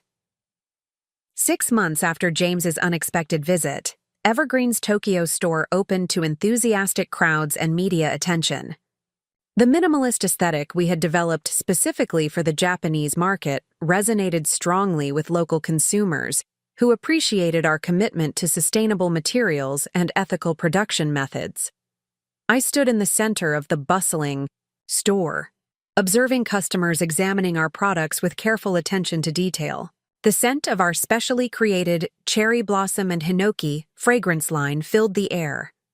a blend developed through extensive collaboration with local perfumers to appeal to Japanese sensibilities while maintaining Evergreen's distinctive, natural approach. This exceeds even our most optimistic projections, Ichiro murmured beside me, watching as another customer approached the register with an armful of products. The pre-orders for the subscription boxes are already at capacity. I nodded, trying to absorb the reality of what we had accomplished. From a garage workshop in Portland to an international brand with dedicated followers on multiple continents, the trajectory still seemed surreal at times. We should celebrate, Ichiro suggested. I've reserved a private room at Kozue, the view of Mount Fuji at sunset is unparalleled. The celebratory dinner stretched late into the evening, with Ichiro's team and my core staff who had traveled for the opening enjoying traditional Japanese cuisine and sake. As conversation flowed around me, I found myself reflecting on the unlikely series of events that had brought me to this moment. If James hadn't betrayed me, if I hadn't discovered his affair, if Harold hadn't appeared in my life at precisely the right moment, would I be sitting in a prestigious Tokyo restaurant celebrating the international expansion of my company? Or would I still be making candles in our garage, believing James's dismissive assessment of my potential? "A yen for your thoughts," Ichiro said quietly, using the English expression with a small smile at his own joke. "I was just thinking about paths not taken," I admitted. "How different life might have been without certain catalysts." Ichiro nodded thoughtfully. "In Japan, we have a concept called kintsugi, the art of repairing broken pottery with gold. The philosophy behind it is that breakage and repair are part of the history of an object, not something to disguise." He raised his sake cup. "Your story has such golden repairs, I think." The metaphor stayed with me long after the dinner ended, through the remainder of our Tokyo visit, and the subsequent expansion into Seoul 2 months later. I had never thought of my experience with James as something to be highlighted rather than hidden, but there was truth in Ichiro's perspective. The fracture points in my life had indeed become the strongest places, reinforced by the difficult decisions made in their aftermath. Upon returning to Portland, I found the company headquarters buzzing with a new energy. Our head of product development, Lydia Chen, had been experimenting with a line of children's bedroom decor that aligned with Evergreen's sustainable ethos, while introducing playful elements that hadn't previously been part of our brand identity. "The market research is extremely promising," Lydia explained as she walked me through prototypes arranged in our design studio. "Eco-conscious parents are desperately seeking alternatives to the plastic-heavy options currently dominating the children's market." I examined a wooden mobile of woodland creatures, each piece hand-carved from sustainably harvested maple and finished with non-toxic stains in gentle colors. "This is beautiful work, Lydia." "There's more," she said, leading me to another display area. "We've developed a complete nursery collection: organic cotton crib sheets, plant-based stuffed animals, wall art using our natural dyes." The collection was exquisite, sophisticated enough to appeal to parents while clearly designed with children's delight in mind. Something about it triggered an unexpected emotional response, a tightness in my chest I couldn't immediately identify. "Are you all right?" Lydia asked, noticing my expression. "Yes," I assured her quickly. "It's just, this is different from our usual offerings, in a good way." Later that evening, alone in my house overlooking the city, I realized what had prompted my reaction. The children's collection represented a future I had once imagined with James. A nursery in our home, a family we would build together. That dream had died with our marriage, set aside in the drive to establish Evergreen and secure my independence. I hadn't thought about children, about family, in years. The company had become my focus, my purpose, consuming the energy that might have gone into personal relationships. While I had close friendships with people like Megan and professional connections with colleagues like Diana, my romantic life had remained non-existent since the divorce. The realization wasn't so much regret as recognition of choices made, priorities established, paths not taken. I hadn't consciously decided against having a family. I had simply been focused elsewhere, healing from betrayal and building something lasting. The following week, our marketing team presented concepts for launching the children's collection.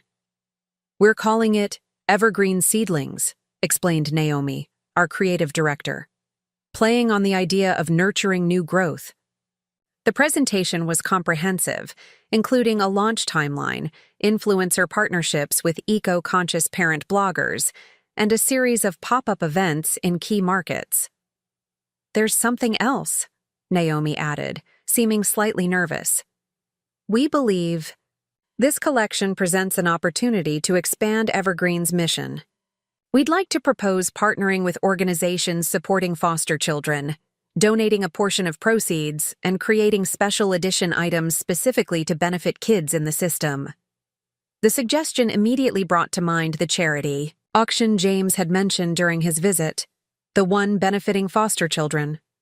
We had donated products as promised, but I hadn't attended the event or followed up on its success. "I think that's an excellent idea," I said, surprising Naomi, with my immediate enthusiasm. "In fact, I'd like to take it further. What if we created employment opportunities for young adults aging out of the foster system? Training programs, internships, actual jobs in production or retail?" The concept evolved rapidly from there, with our HR and operations teams joining the discussion to explore practical implementation. By the end of the day, we had the framework for the Evergreen Growth Initiative, a comprehensive program that would extend beyond charitable donations to create tangible opportunities for young people often overlooked in the job market. Diana arrived for our monthly legal review as these plans were taking shape. After we concluded our regular business, I shared the new initiative with her. "This is quite a departure," she observed. "Not just a new product line, but a significant commitment to social impact." "Do you think it's too ambitious?" I asked. She shook her head. "Not at all, but I am curious about the timing. This feels personal in a way that your other business decisions haven't." I considered her observation. "Maybe it is. James mentioned being involved with a foster children's charity when he visited. It might have planted a seed." I smiled at the unintentional wordplay. "But beyond that, I've been thinking about legacy, about what Evergreen means beyond just commercial success." "Harold would approve," Diana said. "He always said business was about more than profit margins." We spent another hour discussing the legal structure for the initiative, ensuring it would be properly integrated into Evergreen's operations while maintaining clear financial boundaries for tax and reporting purposes. As Diana was preparing to leave, she hesitated. "There's something I've been meaning to tell you. It's about James." I felt a flutter of apprehension. "What about him?" "He didn't move to Chicago as planned," she said. "He's still in Portland. I ran into him at a fundraiser last month. He's working with a nonprofit that helps foster kids transition to independent living." The information was unexpected. "That's surprising." Diana nodded. "I thought so too. He seemed different. More grounded somehow. He mentioned that your donation to the auction had been significant in reaching their funding goal." I absorbed this information with mixed emotions. The James the Fart had known had been ambitious, materialistic, focused on appearances and status. Working for a nonprofit, especially one serving vulnerable children, seemed entirely out of character. "People can change, I suppose," I said finally. "Sometimes it takes losing everything to recognize what matters," Diana replied. "You of all people understand transformation." The conversation lingered in my thoughts as we moved forward with both the Seedlings collection and the Growth Initiative. I found myself increasingly involved in the social impact aspects of the project, attending planning meetings I might normally have delegated, and personally reaching out to organizations serving foster youth. During one such call with the director of Portland Youth Transitions, I was surprised to hear that they already had a corporate partner involved in similar work. Yes, James Anderson has been developing our vocational training program for the past year, the director explained. He's actually restructured our entire approach to job readiness. The coincidence was too specific to ignore. James Anderson is involved with your organization? He's our director of corporate engagement, she confirmed. Came to us from the business world with excellent connections and a passion for our mission. Are you acquainted? We've met, I said carefully. I'd be interested in learning more about your training program. Perhaps we could schedule a visit. The director was enthusiastic about showcasing their work, and we arranged for me to tour their facility the following week. I debated whether to give James advance notice of my visit, but ultimately decided against it. Our paths might not even cross if he was primarily working off-site with corporate partners. The Portland Youth Transition Center occupied a renovated warehouse in an industrial area undergoing revitalization. The space was bright and welcoming, with areas dedicated to different aspects of their program: classrooms, computer labs, a commercial kitchen for culinary training, and workshop spaces for hands-on vocational skills. The director, Elena Martinez, guided me through each section, introducing me to staff and participants. I was genuinely impressed by the comprehensive approach they had developed, addressing not just employment skills, but the full spectrum of challenges facing young adults transitioning from foster care to independence. And this is our newest addition, Elena said proudly, leading me into a large open space with modular workstations. Our business incubator, where participants can develop entrepreneurial skills and launch their own small businesses with mentorship from corporate volunteers. At the far end of the room, James was sitting at a table with two young women, reviewing something on a laptop. He looked up as we entered, surprise registering on his face when he saw me. "Sarah," he said, standing. "I didn't realize you were visiting today. Ms. Anderson is exploring a potential partnership between Evergreen and our organization," Elena explained, unaware of our history. "Her company is launching an initiative to create employment pathways for foster youth." James recovered quickly from his surprise. Evergreen would be an excellent partner. Their commitment to sustainability aligns with the values we're trying to instill in our entrepreneurship program. The professionalism in his tone helped ease the awkwardness of the moment. Elena introduced the young women as Deja and Kimberly, participants developing a business plan for a mobile beauty service targeting seniors in assisted living facilities. "James has been helping us with our financial projections," Deja explained, "making sure we understand all the startup costs and how to price our services." I found myself genuinely curious. What inspired this particular business idea? "My grandmother was in a nursing home," Kimberly said. "She always talked about how much she missed getting her hair done regularly. It was about dignity for her, not just beauty." The conversation flowed naturally from there, with the young women enthusiastically sharing their research and plans. Their passion was infectious, and I found myself offering suggestions about marketing and customer retention based on Evergreen's experience. Throughout the exchange, I was acutely aware of James's presence, his attentive listening, the thoughtful questions he posed to help Deja and Kimberly refine their thinking. This patient, nurturing approach was entirely at odds with the dismissive attitude he had once shown toward my own business aspirations. After the young women left to attend a scheduled workshop, Elena excused herself to take a phone call, leaving James and me alone in the incubator space. "You seem surprised," he said after a moment of silence. "I am," I admitted. "This isn't the career path I would have predicted for you." He smiled slightly.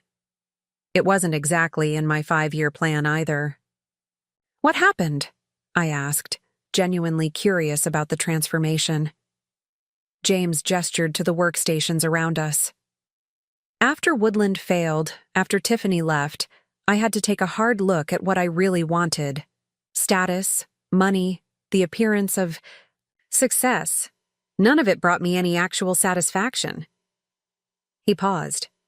Watching you build something meaningful, something that reflected your values, made me realize how hollow my own ambitions had been. So you decided to work with foster youth? Not immediately, he admitted. I was still trying to figure out my next business venture when a friend invited me to that charity auction, the one where Evergreen donated products. I ended up talking with some of the kids in the program, hearing their stories. His expression sobered. Many of them had experienced betrayal far worse than what I did to you. Yet they were still trying, still believing they could build something worthwhile from the ashes of their past. The sincerity in his voice was unmistakable. Whatever had led James to this work, his commitment to it now seemed genuine. I started volunteering, he continued. Just a few hours a week, helping with resume writing and interview skills. It felt useful in a way nothing in my previous career ever had. He smiled ruefully. When they offered me a staff position, I took a 90% pay cut from my last corporate job.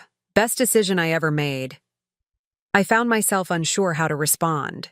This version of James, reflective, purposeful, apparently sincere in his dedication to helping others, was so far removed from the man who had betrayed me that it was difficult to reconcile the two. You don't have to believe me, he said, correctly reading my hesitation. Actions matter more than words. I've learned that much, at least. Before I could respond, Elena returned, apologizing for the interruption. James, would you mind joining us for the rest of the tour? You could speak to some of the specific ways corporate partners can engage with our participants. The remainder of the visit was focused on practical matters, the structure of internship programs, mentorship opportunities, potential retail partnerships for products created by program participants. James was knowledgeable and professional, showing none of the competitive edge that had characterized our interactions immediately following our separation. As the tour concluded, Elena expressed enthusiasm about the potential collaboration between Portland Youth Transitions and Evergreen. I'll send over our partnership documentation this week, she promised. And please feel free to contact James directly with any questions about our vocational programs. He's our expert on corporate engagement. Outside the building, James walked me to my car. For what it's worth, he said, I think Evergreen's initiative is exactly what these kids need. A chance to be part of building something meaningful, not just holding down a job.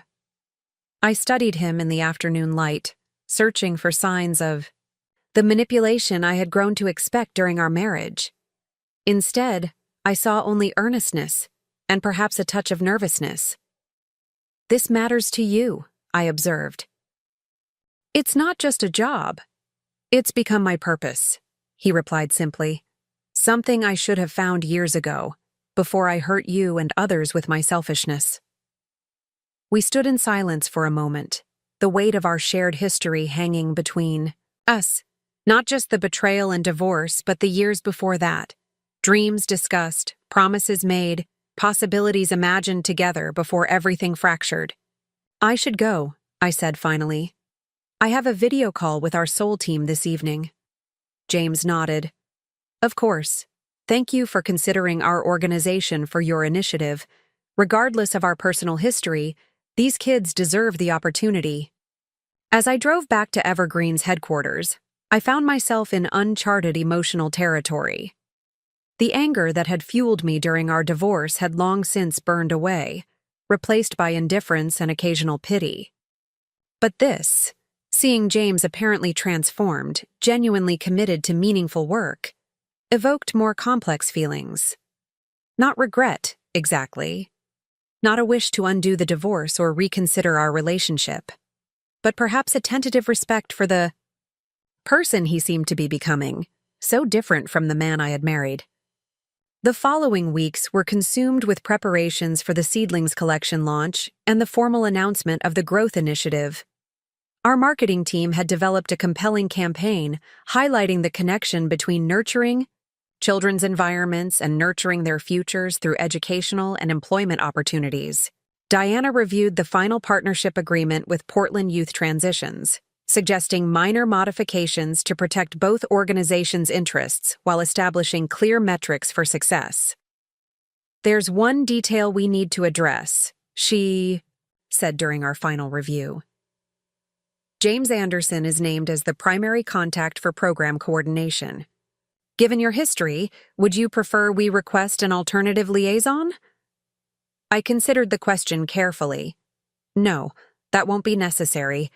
We can maintain a professional relationship for the sake of the program." Diana raised an eyebrow but didn't comment further. The launch event for Evergreen Seedlings was held at our flagship Portland store, transformed for the evening into a woodland-themed wonderland showcasing the children's collection. Local families with young children had been invited, along with media, influencers, and representatives from partner organizations including Portland Youth Transitions.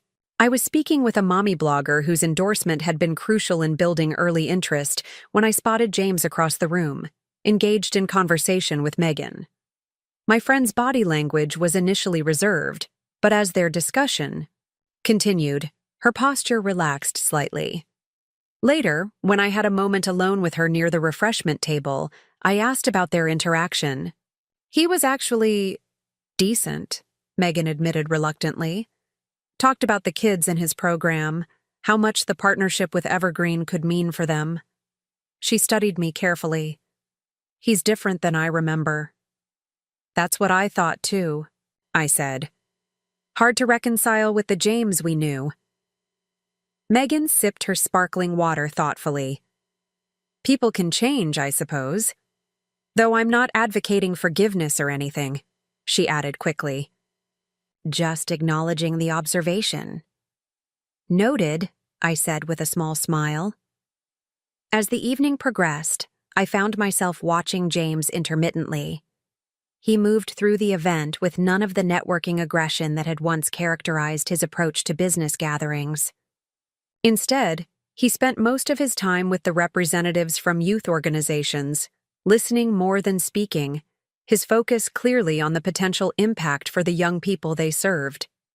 Near the end of the event, as guests were beginning to depart, James approached me directly. "Congratulations," he said, gesturing to the displays around us. "The collection is beautiful, and the initiative behind it is even more impressive."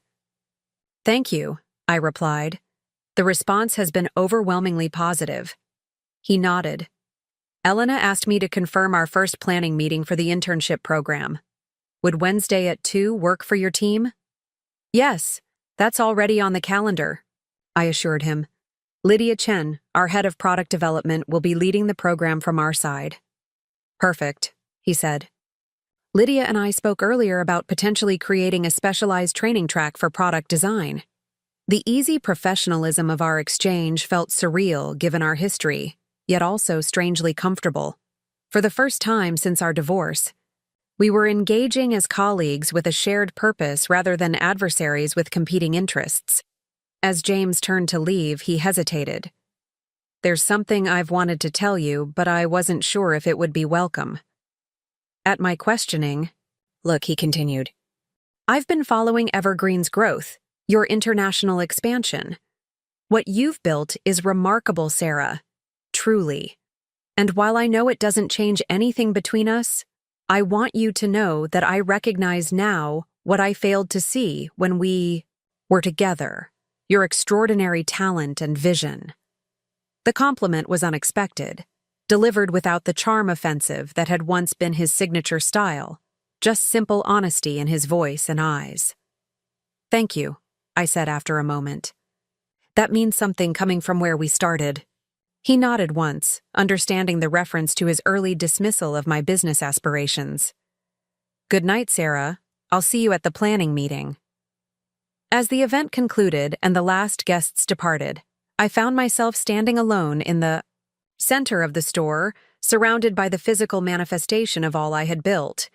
Products designed with intention, a brand with integrity, a company with purpose beyond profit.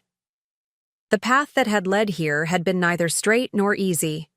It had been shaped by betrayal and mentorship, loss and determination, failure and resilience. Each turn, Each obstacle, each unexpected ally had contributed to both the business Evergreen had become and the person I had become while building it.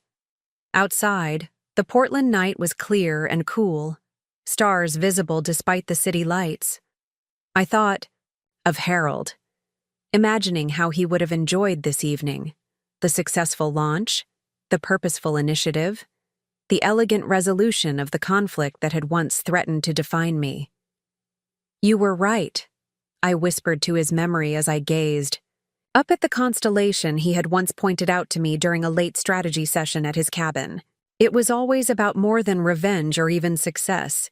It was about becoming the person who could build something lasting. The next morning brought news that our Tokyo store had exceeded first-quarter projections by 30%. Seoul was performing equally well, and Ichiro had begun exploring possibilities for expansion into Singapore ahead of our original timeline. Domestically, early sales figures for the Seedlings collection were strong, with the organic crib linens selling out online within hours of the launch. Our social media mentions had increased significantly, with particular enthusiasm for the growth initiative and its potential impact for foster youth. As I reviewed these reports in my office, my assistant announced that the first applications had arrived for our internship program. Among them was a proposal from Deja and Kimberly, the young women I had met at Portland Youth Transitions, who were interested in adapting their senior beauty service concept to include Evergreen products. Their application was thoughtful and detailed, showing clear influence from both James's business guidance and their own lived experience. They had identified a genuine market need and developed a service model that addressed it with dignity and care. I made a note to have our product development team explore the possibility of creating a specialized line for senior care facilities, perhaps an extension of the Seedlings concept focused on the other end of the life cycle. Evergreen roots, perhaps, honoring the wisdom and needs of older generations. The idea felt right, a natural evolution of our brand ethos and another opportunity to create meaningful impact beyond commercial success. It would require new partnerships, additional research, careful product development. The challenges were significant but exciting. I opened my calendar to block time for initial concept development, scanning the upcoming weeks filled with meetings, calls with international teams, planning sessions for future growth. The business I had built to secure my independence had become something far larger, a vehicle for creativity, purpose, and positive change. My phone chimed with a text from Megan. "Lunch tomorrow to celebrate the successful launch? I'm thinking that new place on the waterfront." I smiled as I typed. My reply, "Perfect. I have some new ideas to run by you." Setting down my phone, I turned to the wall of windows overlooking Portland, the city where my journey had begun in a garage workshop and a broken marriage. So much had changed since then. The business, the relationships, my own understanding of what success truly meant. There would be challenges ahead, certainly. New markets to navigate, competitors to outmaneuver, innovations to develop. The path forward would have its own obstacles and unexpected turns, but I faced them now from a position of confidence rather than desperation, purpose rather than pain. The empire I had built from betrayal's ashes wasn't just a business success story. It was a testament to resilience, to growth beyond trauma, to the possibility of creating beauty and meaning from life's most difficult moments. And whatever came next, whether further expansion, new partnerships, or personal evolution, I would face it not as the woman who had once defined herself by a husband's betrayal, but as Sarah Anderson, founder and CEO of Evergreen Home Essentials, architect of her own extraordinary future. The anniversary dinner was my idea. 10 years since I had launched Evergreen Home Essentials from my garage, 5 years since we'd expanded internationally, and 3 years since the Growth Initiative had created opportunities for over 200 foster youth. These milestones deserved recognition, not just of business success, but of the journey that had transformed both the company and me. I reserved the private dining room at Waterfront Grill, the upscale restaurant overlooking the Willamette River, where James and I had once celebrated our own anniversaries in what felt like another lifetime. The symmetry wasn't lost on me, though it no longer carried the emotional weight it once might have. The guest list was carefully curated. My executive team, key investors, Megan and Diana, whose friendship and guidance had been instrumental throughout. Ichiro Takahashi, flying in from Tokyo for the occasion, and representatives from our partner organizations, including James, whose work coordinating the internship program had helped make it one of our most successful initiatives. Our professional relationship over the past years had evolved into something I wouldn't quite call friendship, but that held a measure of mutual respect neither of us could have imagined during our acrimonious divorce. The wounds had healed, leaving scars that marked but no longer pained. I arrived early to verify the arrangements, a habit I'd never shed despite having an exceptionally competent events team. The restaurant manager guided me through the space, pointing out the display areas we'd requested for showcasing the evolution of evergreen products from those first handcrafted candles to our current expansive catalog. The florist delivered, "These for your centerpieces," he said, indicating arrangements that featured our signature eucalyptus wreaths interwoven with seasonal blooms. "And the special champagne has been chilled as requested." I nodded approval, pausing to adjust one of the historical product displays. A recreation of my original craft fair setup positioned at the entrance to greet guests with a visual reminder of our humble beginnings. People began arriving promptly. At 7, the room gradually filling with conversation and laughter. I circulated among the guests, accepting congratulations and sharing memories of Evergreen's development. Ichiro presented me with a hand-carved wooden box containing artisanal Japanese incense, created exclusively for our Tokyo store's anniversary. "A reminder," he said, "that the best collaborations honor both traditions." Diana arrived with her wife, both elegant in complimentary evening wear. "I can hardly believe it's been 10 years, she said, embracing me warmly. "Though the legal files documenting every step don't lie." "None of this would have happened without you," I reminded her. "Your foresight saved Evergreen before it was even fully formed." She smiled. "I merely provided the tools. You built the house." James arrived last, apologizing for his lateness. "Budget meeting ran over," he explained. "End of fiscal year chaos." "I remember it well," I replied. "Non-profit budgets are even more challenging than corporate ones." He nodded, looking around the room appreciatively. "Quite a gathering of talent. You've built an impressive network." "More of a community," I corrected gently. "People who believe in what we're trying to accomplish." As guests found their seats, I took my place at the head of the long table. The agenda called for dinner first, followed by a brief presentation highlighting Evergreen's decade of growth, and then recognition of key contributors to our success. The first course had just been served when the restaurant manager approached, looking apologetic.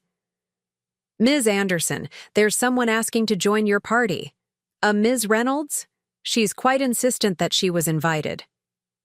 I froze, my wine glass halfway, to my lips. Tiffany Reynolds. A name I hadn't heard or thought about in years. "I didn't invite her," I said carefully. "Could you please inform her this is a private event?"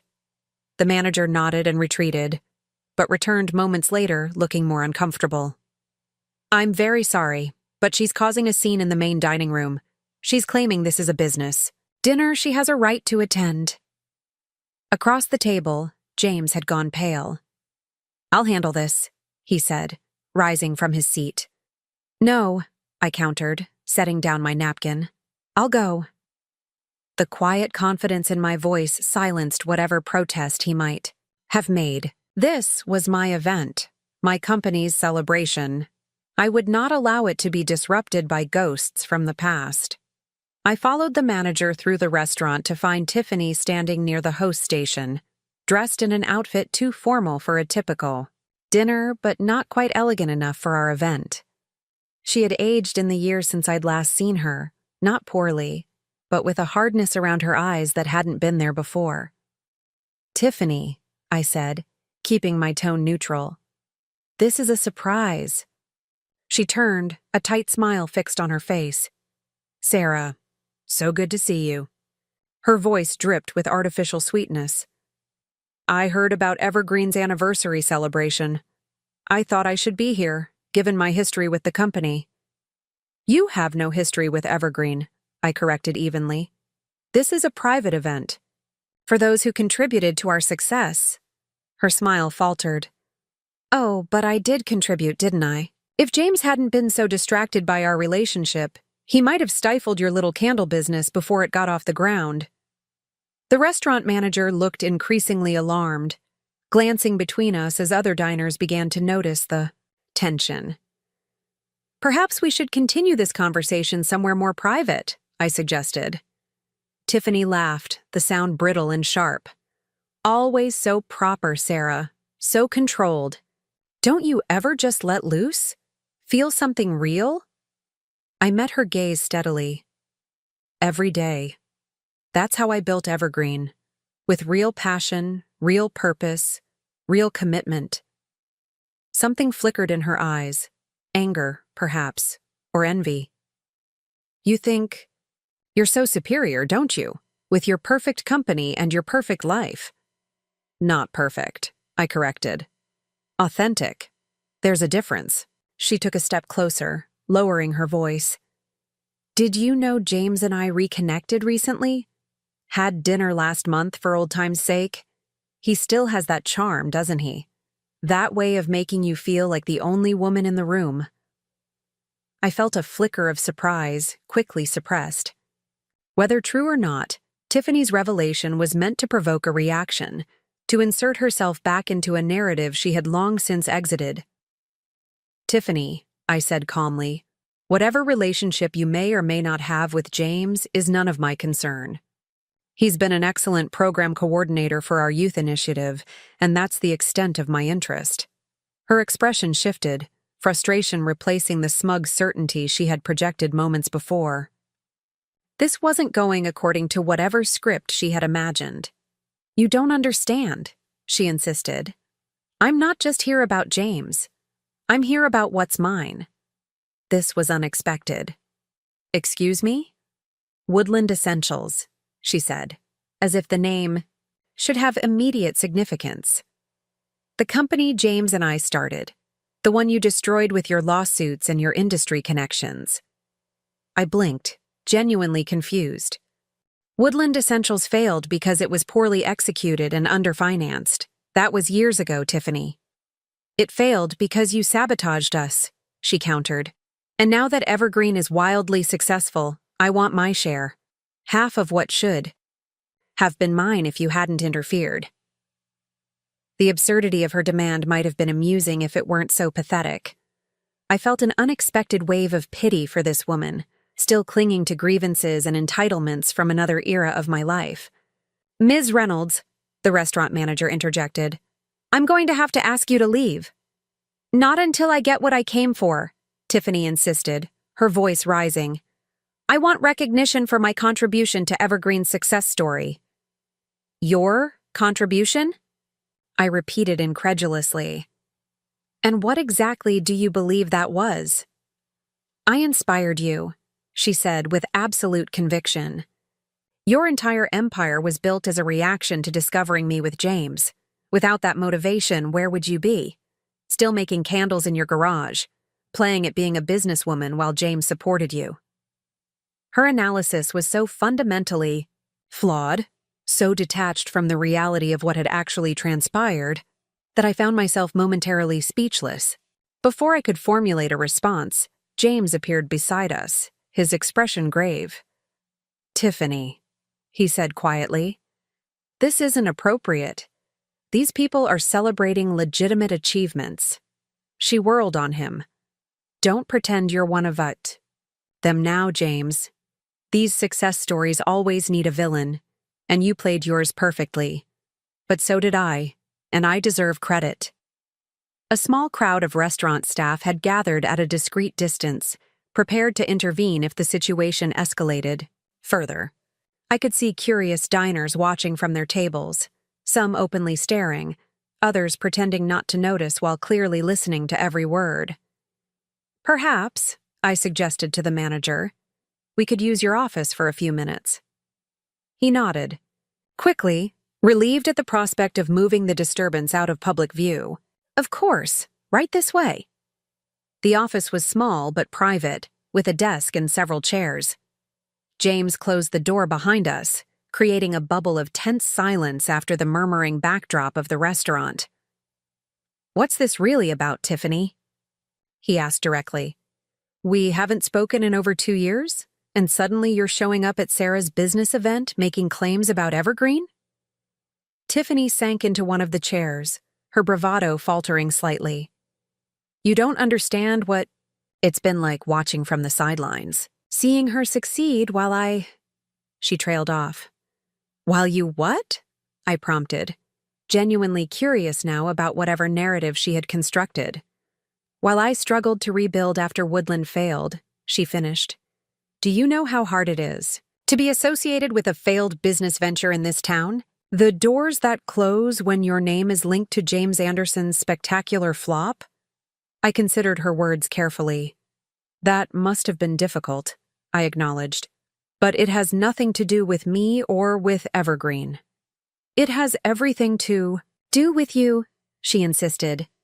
"You were supposed to be the sad ex-wife, the one left behind. Instead, you became this success story. This feminist icon building an empire while poor betrayed Sarah rose from the ashes." The distortion in her perspective was both fascinating and disturbing.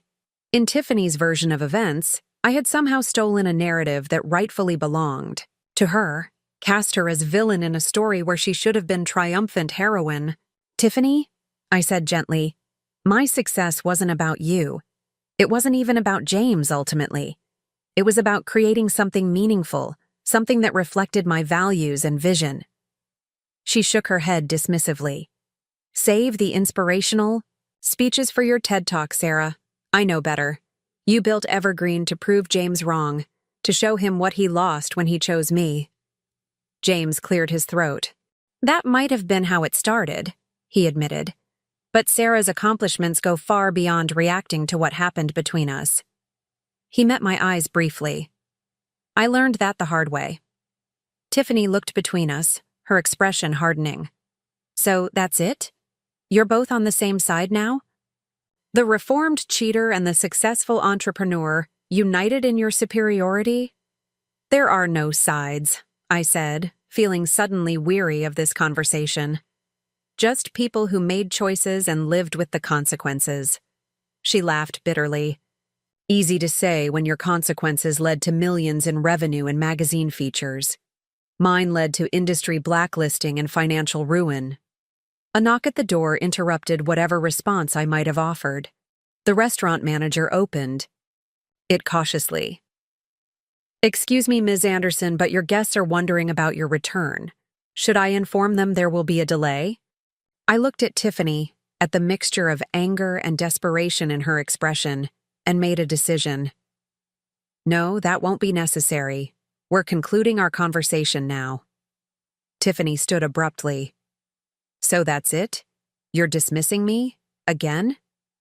"I'm returning to my guests," I corrected. "This event is about celebrating Evergreen's journey and the people who contributed positively to that path. You're not among them, Tiffany." "I want compensation," she stated flatly. "For my role in your origin story, for the opportunities I lost when Woodland failed." James stepped forward. "Tiffany, you need to stop this. You have no legal claim to anything related to Evergreen." "It's not about legality," she snapped. "It's about fairness, about acknowledging that without me there would be no Evergreen empire." I studied her for a long moment, recognizing the particular desperation of someone whose narrative about their own life has crumbled under the weight of reality. She needed to believe she was central to my success story, because the alternative, that she had been merely an unpleasant footnote, was too difficult to accept. "Tiffany," I said finally, "I do acknowledge that discovering your affair with James was a catalyst for change in my life. But catalysts aren't creators.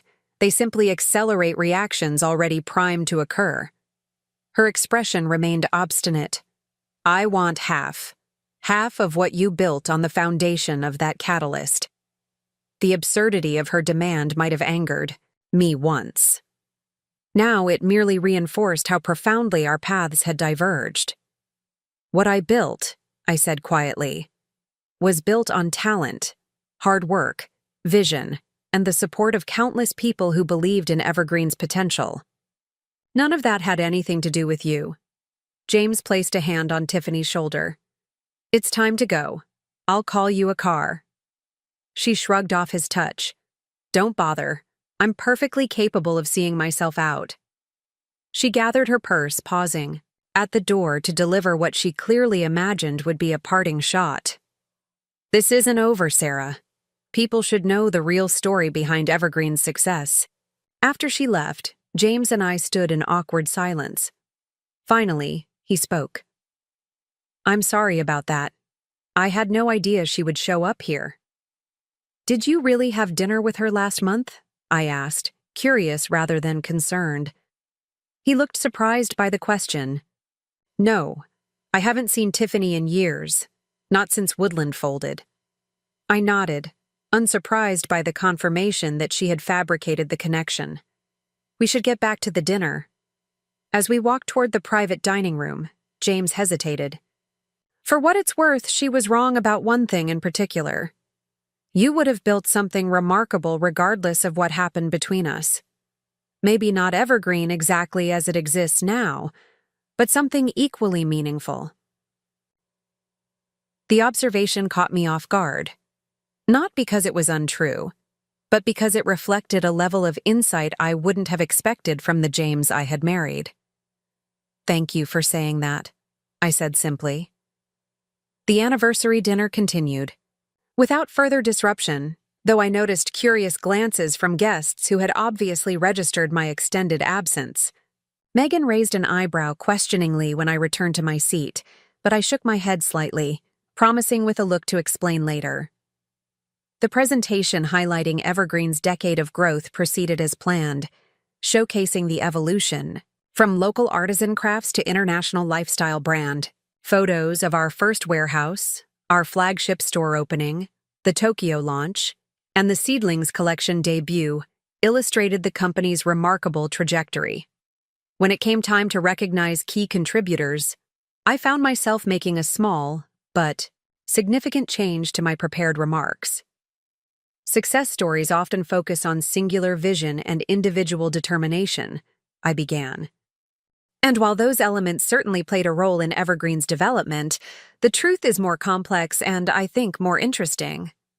I scanned the faces around the table, my executive team who had executed the vision with excellence, Diana, whose legal acumen had protected what we built, Megan, whose unwavering friendship had sustained me through challenges, Ichiro, whose international expertise had expanded our horizons, and even James, whose betrayal had inadvertently set the entire journey in motion. Evergreen exists today because of catalysts and collaborators, challenges and champions. Some contributed knowingly, with purpose and dedication. I smiled at Harold's empty chair, which I had insisted on including at the table. Others played roles they never intended or recognized. James met my gaze, understanding the subtle reference. But all are part of the authentic story, not the sanitized version we might present in marketing materials or business school case studies, but the messy human narrative of transformation and growth. The speech continued with specific acknowledgments of individual contributions, culminating in a toast to Evergreen's future, the new initiatives under development, the expanding market presence, the growing impact of our social programs.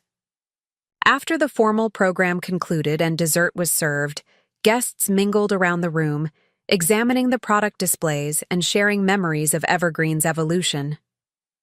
I found myself standing beside the recreation of my original craft fair booth, remembering the woman I had been then, passionate about creating beautiful objects but with no concept of the business I would eventually build. "Penny for your thoughts," Megan said, joining me. "Just reflecting on distance traveled," I replied. "From there to here." She nodded. "So are you going to tell me what the dramatic exit was about earlier?" The staff was buzzing about some woman, causing a scene. I smiled ruefully. Tiffany Reynolds made a surprise appearance. Apparently, she believes she deserves credit and compensation for inspiring Evergreen's creation. Megan's eyes widened. "You're kidding. After all these years? What did she expect? A place at the head table?" "More like a place on the balance sheet," I said.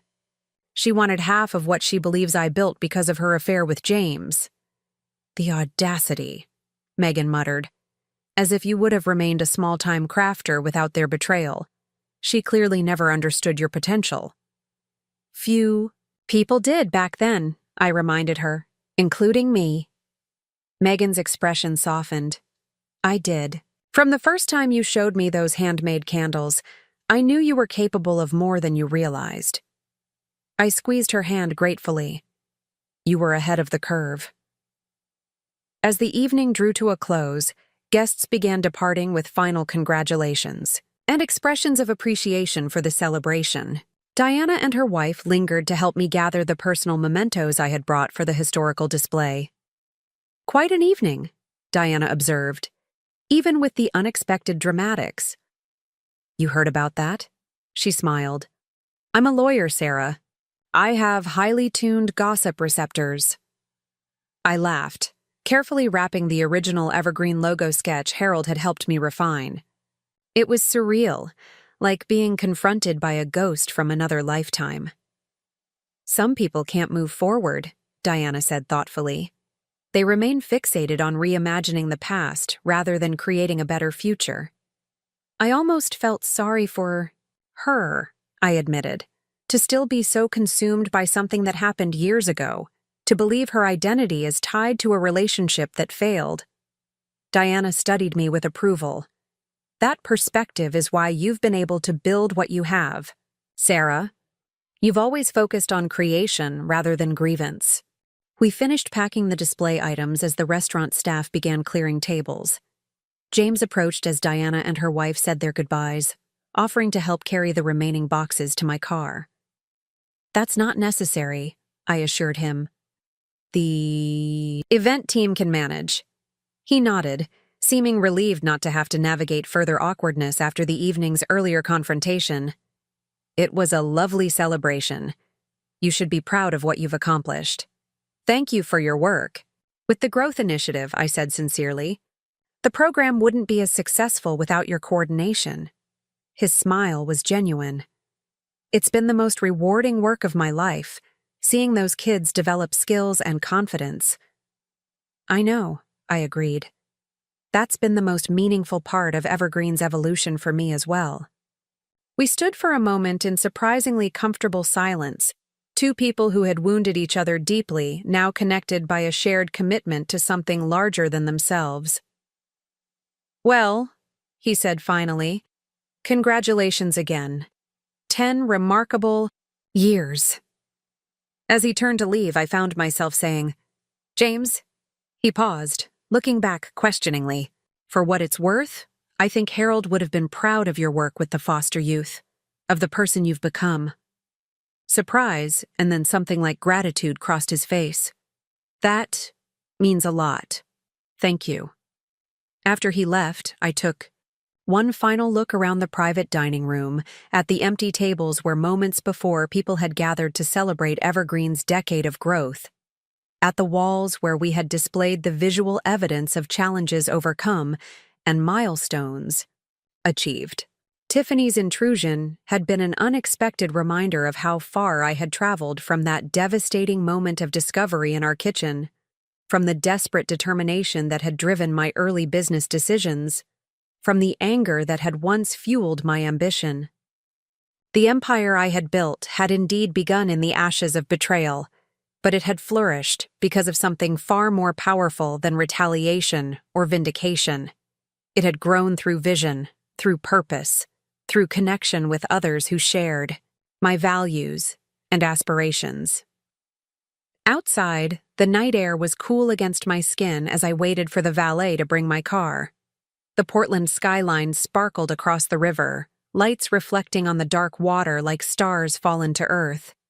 Somewhere in that glittering landscape was Evergreen's headquarters, where tomorrow I would continue the work of leading the company into its second decade, not as the wounded wife seeking independence, but as the confident CEO charting a course toward greater impact and innovation. Tiffany's demand for half of what I had built reflected a fundamental misunderstanding of what Evergreen truly was. Not simply a business or even a brand, but a manifestation of my highest values and deepest purpose. Not a reaction to betrayal, but a creation born from the discovery of my own capacity to envision and build something meaningful. The valet arrived with my car, opening the door with a respectful nod. As I drove through the quiet streets toward home, I felt a profound sense of completion, not of Evergreen's journey, which continued to unfold in exciting new directions, but of the personal transformation that had begun that Thanksgiving day when I discovered James's betrayal. The cycle that had begun with devastation and continued through determination, growth, and success had reached a point of true resolution. Not because I had proven anything to those who had underestimated me, but because I had long since moved beyond needing to prove anything at all. The business empire I had built while my husband cheated had become something neither of us could have imagined at the beginning. A force for positive change, a community of like-minded creators, a legacy that would outlast any personal drama or individual achievement. And that, I reflected as I turned into the driveway of the home I had designed and built for myself, was the most profound victory of all. Not over James or Tiffany or anyone who had doubted my potential, but over the limitations I had once accepted for myself before discovering the full measure of my own capabilities. Tomorrow would bring new challenges, new opportunities, new chapters in Evergreen's continuing story. I would face them not as someone defined by past wounds, but as a woman who had discovered her power to transform difficulty into possibility, betrayal into beauty, endings into remarkable new beginnings.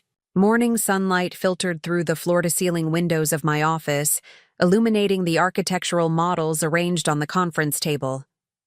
The Evergreen Urban Living Initiative, our most ambitious project to date, was taking physical form in these meticulously crafted miniatures. The rooftop gardens incorporate rainwater collection systems, explained Miguel, our lead sustainability architect, pointing to one of the models. Each residential unit will have access to growing space, and we've designed the central courtyard as a community harvest area. I circled the table, examining the models from different angles.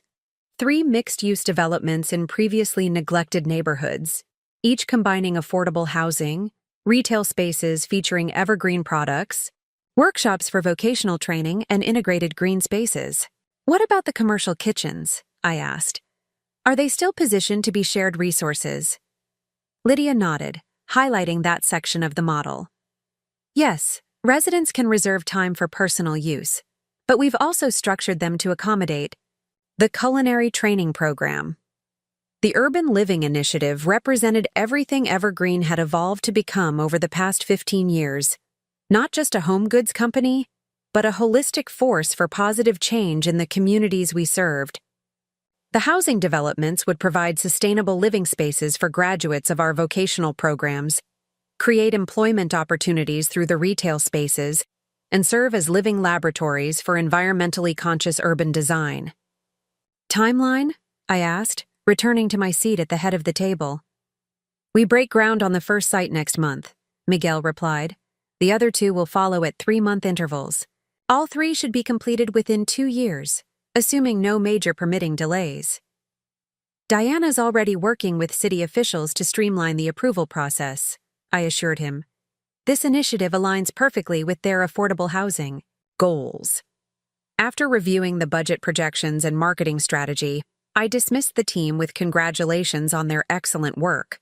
As they filed out, Megan remained behind, studying the models with obvious admiration. From candles to community development, she mused. Quite the evolution. I smiled, joining her at the table. Hard to believe sometimes. Not for me, she countered. I always knew you'd do something extraordinary. She glanced at her watch. Speaking of which, we should leave soon if we're going to make it to the ceremony on time. The ceremony. Despite months of preparation, it still didn't feel quite real. Give me 15 minutes to finish a few emails, I requested. Then we can head out.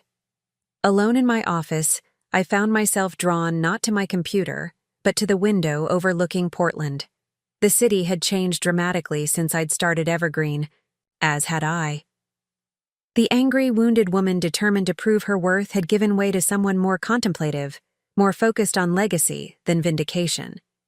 The Governor's Award for Business Innovation and Social Impact was a recognition not just of Evergreen's commercial success, but of our broader contributions to Oregon's economic and social landscape. The Growth Initiative alone had created transitional employment for over 500 foster youth, with 70% moving on to permanent positions either within Evergreen or with partner organizations. My phone chimed with a text from Ichiro in Tokyo. Congratulations on today's honor. Well deserved. Recognition for vision beyond profit. Virtual toast from across the Pacific. I smiled, typing a quick response before gathering my things for the ceremony. Ichiro had become not just a business partner, but a valued friend and advisor, his perspective helping to shape Evergreen's international presence with cultural sensitivity and authentic connection to each market we entered. Megan was waiting by the elevator, elegant in a forest green dress we'd designed as part of Evergreen's sustainable fashion line, a recent expansion that had surprised even our most optimistic market analysts with its immediate success. Ready? For your moment in the spotlight? She asked as we descended to the lobby. Hardly my moment, I corrected. This is recognition for the entire Evergreen community. She rolled her eyes fondly. Always deflecting credit. Some things never change. The ceremony was being held at the state capitol, an hour's drive that gave me time to review my acceptance speech. I had deliberately kept it brief, focusing on the collaborative nature of Evergreen's achievements rather than my personal journey. As we approached Salem, Megan glanced at me. Have you heard from James? Will he be there today? The question didn't surprise me. As coordinator of the Growth Initiative's educational components, James had been instrumental in developing the apprenticeship programs the governor specifically mentioned in the award citation. He's presenting at a conference in Seattle, I replied. Sent his congratulations yesterday.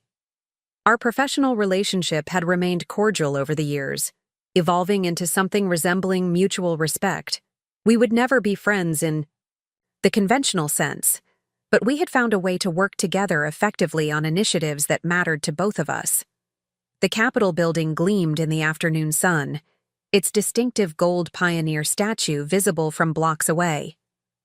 As we pulled into the reserved parking area, I noticed reporters gathering near the entrance, cameras ready to capture arrivals for the ceremony.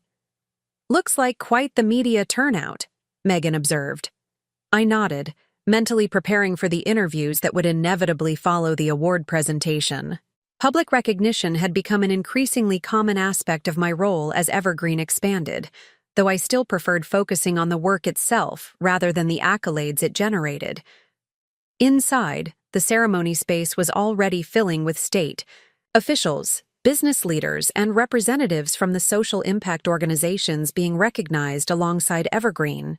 I greeted several familiar faces, including Elena Martinez from Portland Youth Transitions, whose early partnership with our Growth Initiative had helped establish its credibility. This is quite the honor, Elena commented, gesturing toward the stage where the awards would be presented. Though hardly surprising given what Evergreen has accomplished. Your organization deserves equal credit, I replied sincerely. We couldn't have developed the vocational programs without your expertise. As we continued our conversation, I noticed a familiar figure entering the hall. Not James, as Megan had wondered, but Tiffany Reynolds. Her appearance was so unexpected that I momentarily lost track of what Elena was saying. Unlike her disruptive entrance at the anniversary dinner 2 years earlier, Tiffany's presence today seemed subdued, almost hesitant. She was dressed professionally, carrying what appeared to be a portfolio case, and scanning the room with an expression I couldn't quite interpret. "Sarah?" Elena prompted, bringing my attention back to our conversation. "I'm sorry," I apologized. "Someone unexpected just arrived. Would you excuse me for a moment?" I made my way through the growing crowd toward where Tiffany stood near the entrance. She spotted me approaching and straightened, lifting her chin slightly as though preparing for confrontation. "Tiffany," I said when I reached her. "This is a surprise." "I imagine it is," she replied, her tone carefully neutral. "I'm here representing Green Futures magazine. They assigned me to cover the ceremony." I hadn't known she had moved into journalism. "I see. Congratulations on the position." She nodded, a flicker of something like pride crossing her face. "It's recent. Environmental business journalism. I've been freelancing for a couple of years, but this is my first staff writer role." The awkwardness between us was palpable, the weight of our history creating a tension that made even simple conversation feel strained. "Your urban living initiative is part of why you're being recognized today," she continued, professional demeanor asserting itself. "Would you be willing to answer a few questions about it after the ceremony? For the article?" The request was reasonable, expected even from a journalist covering the event. Yet coming from Tiffany, it carried layers of complexity neither of us could fully ignore. "Of course," I agreed. "My communications director can arrange a few minutes." She glanced down at her portfolio case. "Actually, I was hoping to speak with you directly. There's something I wanted to—" She stopped, seeming to reconsider. "It can wait until after the ceremony." Before I could respond, the event coordinator approached, informing me that honorees were being gathered for the procession. With a brief nod to Tiffany, I followed the coordinator to where Megan waited with the other Evergreen representatives, who would join me on stage. The ceremony proceeded with the formal rhythm of official state functions, speeches from the governor and various dignitaries, presentations of awards in different categories, polite applause punctuating each segment. Evergreen's award was the final recognition of the afternoon, described by the governor as emblematic of Oregon's commitment to business innovation that serves the greater good. As I accepted the Crystal Award inscribed with Evergreen's name, I looked out at the audience and caught sight of Tiffany in the press section, her expression thoughtful as she made notes on her tablet. Whatever animosity had fueled her interruption of our anniversary dinner seemed absent today, replaced by something more contemplative. My acceptance speech emphasized the collaborative nature of Evergreen's achievements, acknowledging the partners, employees, and community members who had contributed to our success. I spoke briefly about our vision for the Urban Living Initiative and its potential to create self-sustaining communities where residents could live, work, and grow together. Fundamentally, I concluded, Evergreen believes that business can and should be a force for positive transformation, not just of markets, but of lives and communities.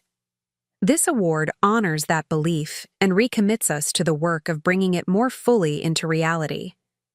Thank you. The applause was gratifying, but what moved me more deeply was the sight of our team members in the audience, especially those who had come through the growth initiative and now held key positions within the company. Their presence embodied the real impact of what we had built together. After the ceremony, as guests mingled during the reception, Tiffany approached with her press credentials visible. "That was a thoughtful speech," she said, less self-congratulatory than most award acceptances. "Thank you," I replied, unsure where this conversation was heading.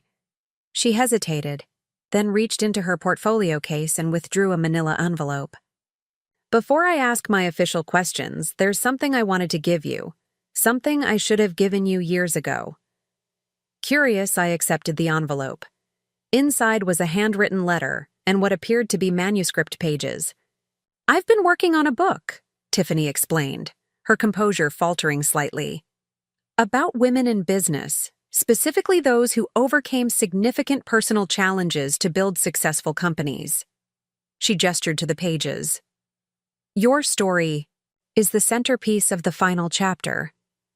I glanced at the manuscript, noting with surprise that it was titled, "Rising: Women Who Built from Broken Foundations."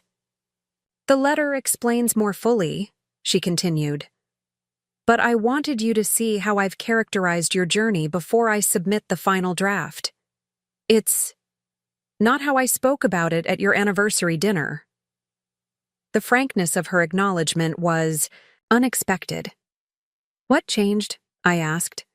Tiffany's gaze shifted to the award I still held. "Professional therapy, for one thing. And time. Perspective." She shrugged slightly.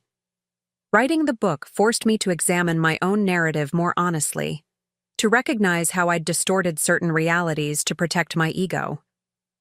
I wasn't sure how to respond to this version of Tiffany, reflective, apparently sincere in her reassessment. "The truth is," she continued when I remained silent, "watching what you built with Evergreen made me confront my own choices. Not just the affair with James, but the shortcuts I tried to take afterward with Woodland. The blame I placed everywhere but on myself when it failed." "That couldn't have been easy," I acknowledged. "It wasn't," she agreed with a rueful smile. "But it was necessary. I couldn't move forward until I stopped telling myself convenient fictions about the past." A photographer approached, asking to take pictures of me with the award. Tiffany stepped back, professional demeanor returning. "I should let you celebrate," she said. "But I would still appreciate those few minutes for my article, if you're willing." "I'll find you before I leave," I promised. As the reception continued, I found a quiet corner to scan the manuscript pages Tiffany had given me. The chapter chronicling Evergreen's development was surprisingly accurate and insightful, portraying my journey without the distortions I might have expected. More surprisingly, Tiffany had portrayed her own role with unflinching honesty, acknowledging her part in the affair and her subsequent attempts to capitalize on my business model without doing the necessary foundational work. The letter accompanying the manuscript explained that writing the book had been part of her own healing process, a way to reframe her understanding of success and failure, to move beyond the narrative of victimhood she had constructed to protect herself from uncomfortable truths. By the time I found Tiffany again for the promised interview, I had gained a new perspective on our complicated history. The questions she asked about the Urban Living Initiative were thoughtful and well-researched, focused on the social impact aspects rather than just the business metrics. As we concluded, she closed her tablet and looked at me directly. "For whatever it's worth, I admire what you've built, Sarah. Not just the company, but the person you've become while building it." The sentiment was delivered without the performative drama that had characterized our last encounter. Just a simple statement of truth from someone who had finally found her own path forward. "Thank you for the manuscript pages," I said. "Your book sounds important, necessary even." She nodded, a tentative smile forming. "It's been therapeutic to write, to examine how women rebuild after various forms of devastation, whether personal betrayal, professional setbacks, or systemic barriers." "When will it be published?" "Early next year, if all goes according to schedule."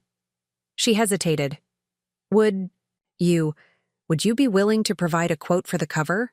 After you've read the full manuscript, of course."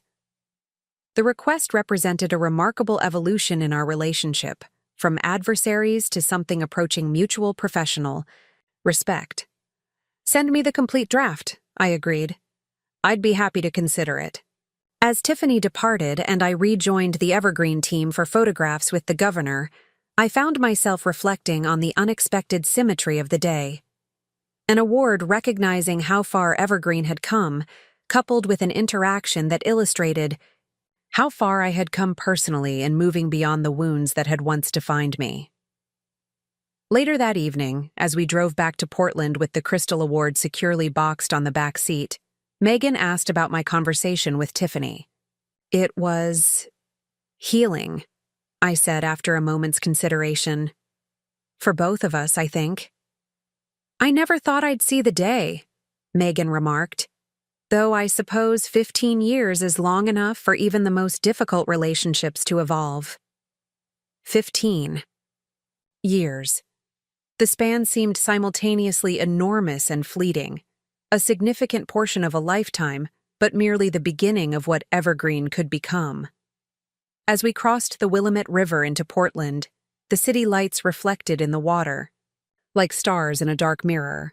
Somewhere in that glittering landscape were the construction sites where our urban living initiative would soon take physical form, transforming not just vacant lots, but entire community ecosystems. The empire I had built from the ashes of betrayal had become something neither James nor I could have imagined at the beginning, a force for regeneration rather than merely a business success story. The wounds that had initially fueled my determination had long since healed, leaving behind not scars, but strength, not bitterness, but vision. Tomorrow would bring new challenges, new opportunities to extend Evergreen's impact. I would face them, not as someone defined by past injuries, but as a woman who had discovered her capacity to transform difficulty into possibility, endings into extraordinary new beginnings. The journey had come full circle, from devastation to creation to a recognition that transcended personal vindication. The true value of what we had built lay not in proving anything to those who had underestimated me, but in creating something that made the world better than I had found it. And that, I reflected as Portland's skyline welcomed us home, was the most meaningful victory of all. Up next, you've got 2 more standout stories right on your screen. If this one hit the mark, you won't want to pass these up. Just click and check them out.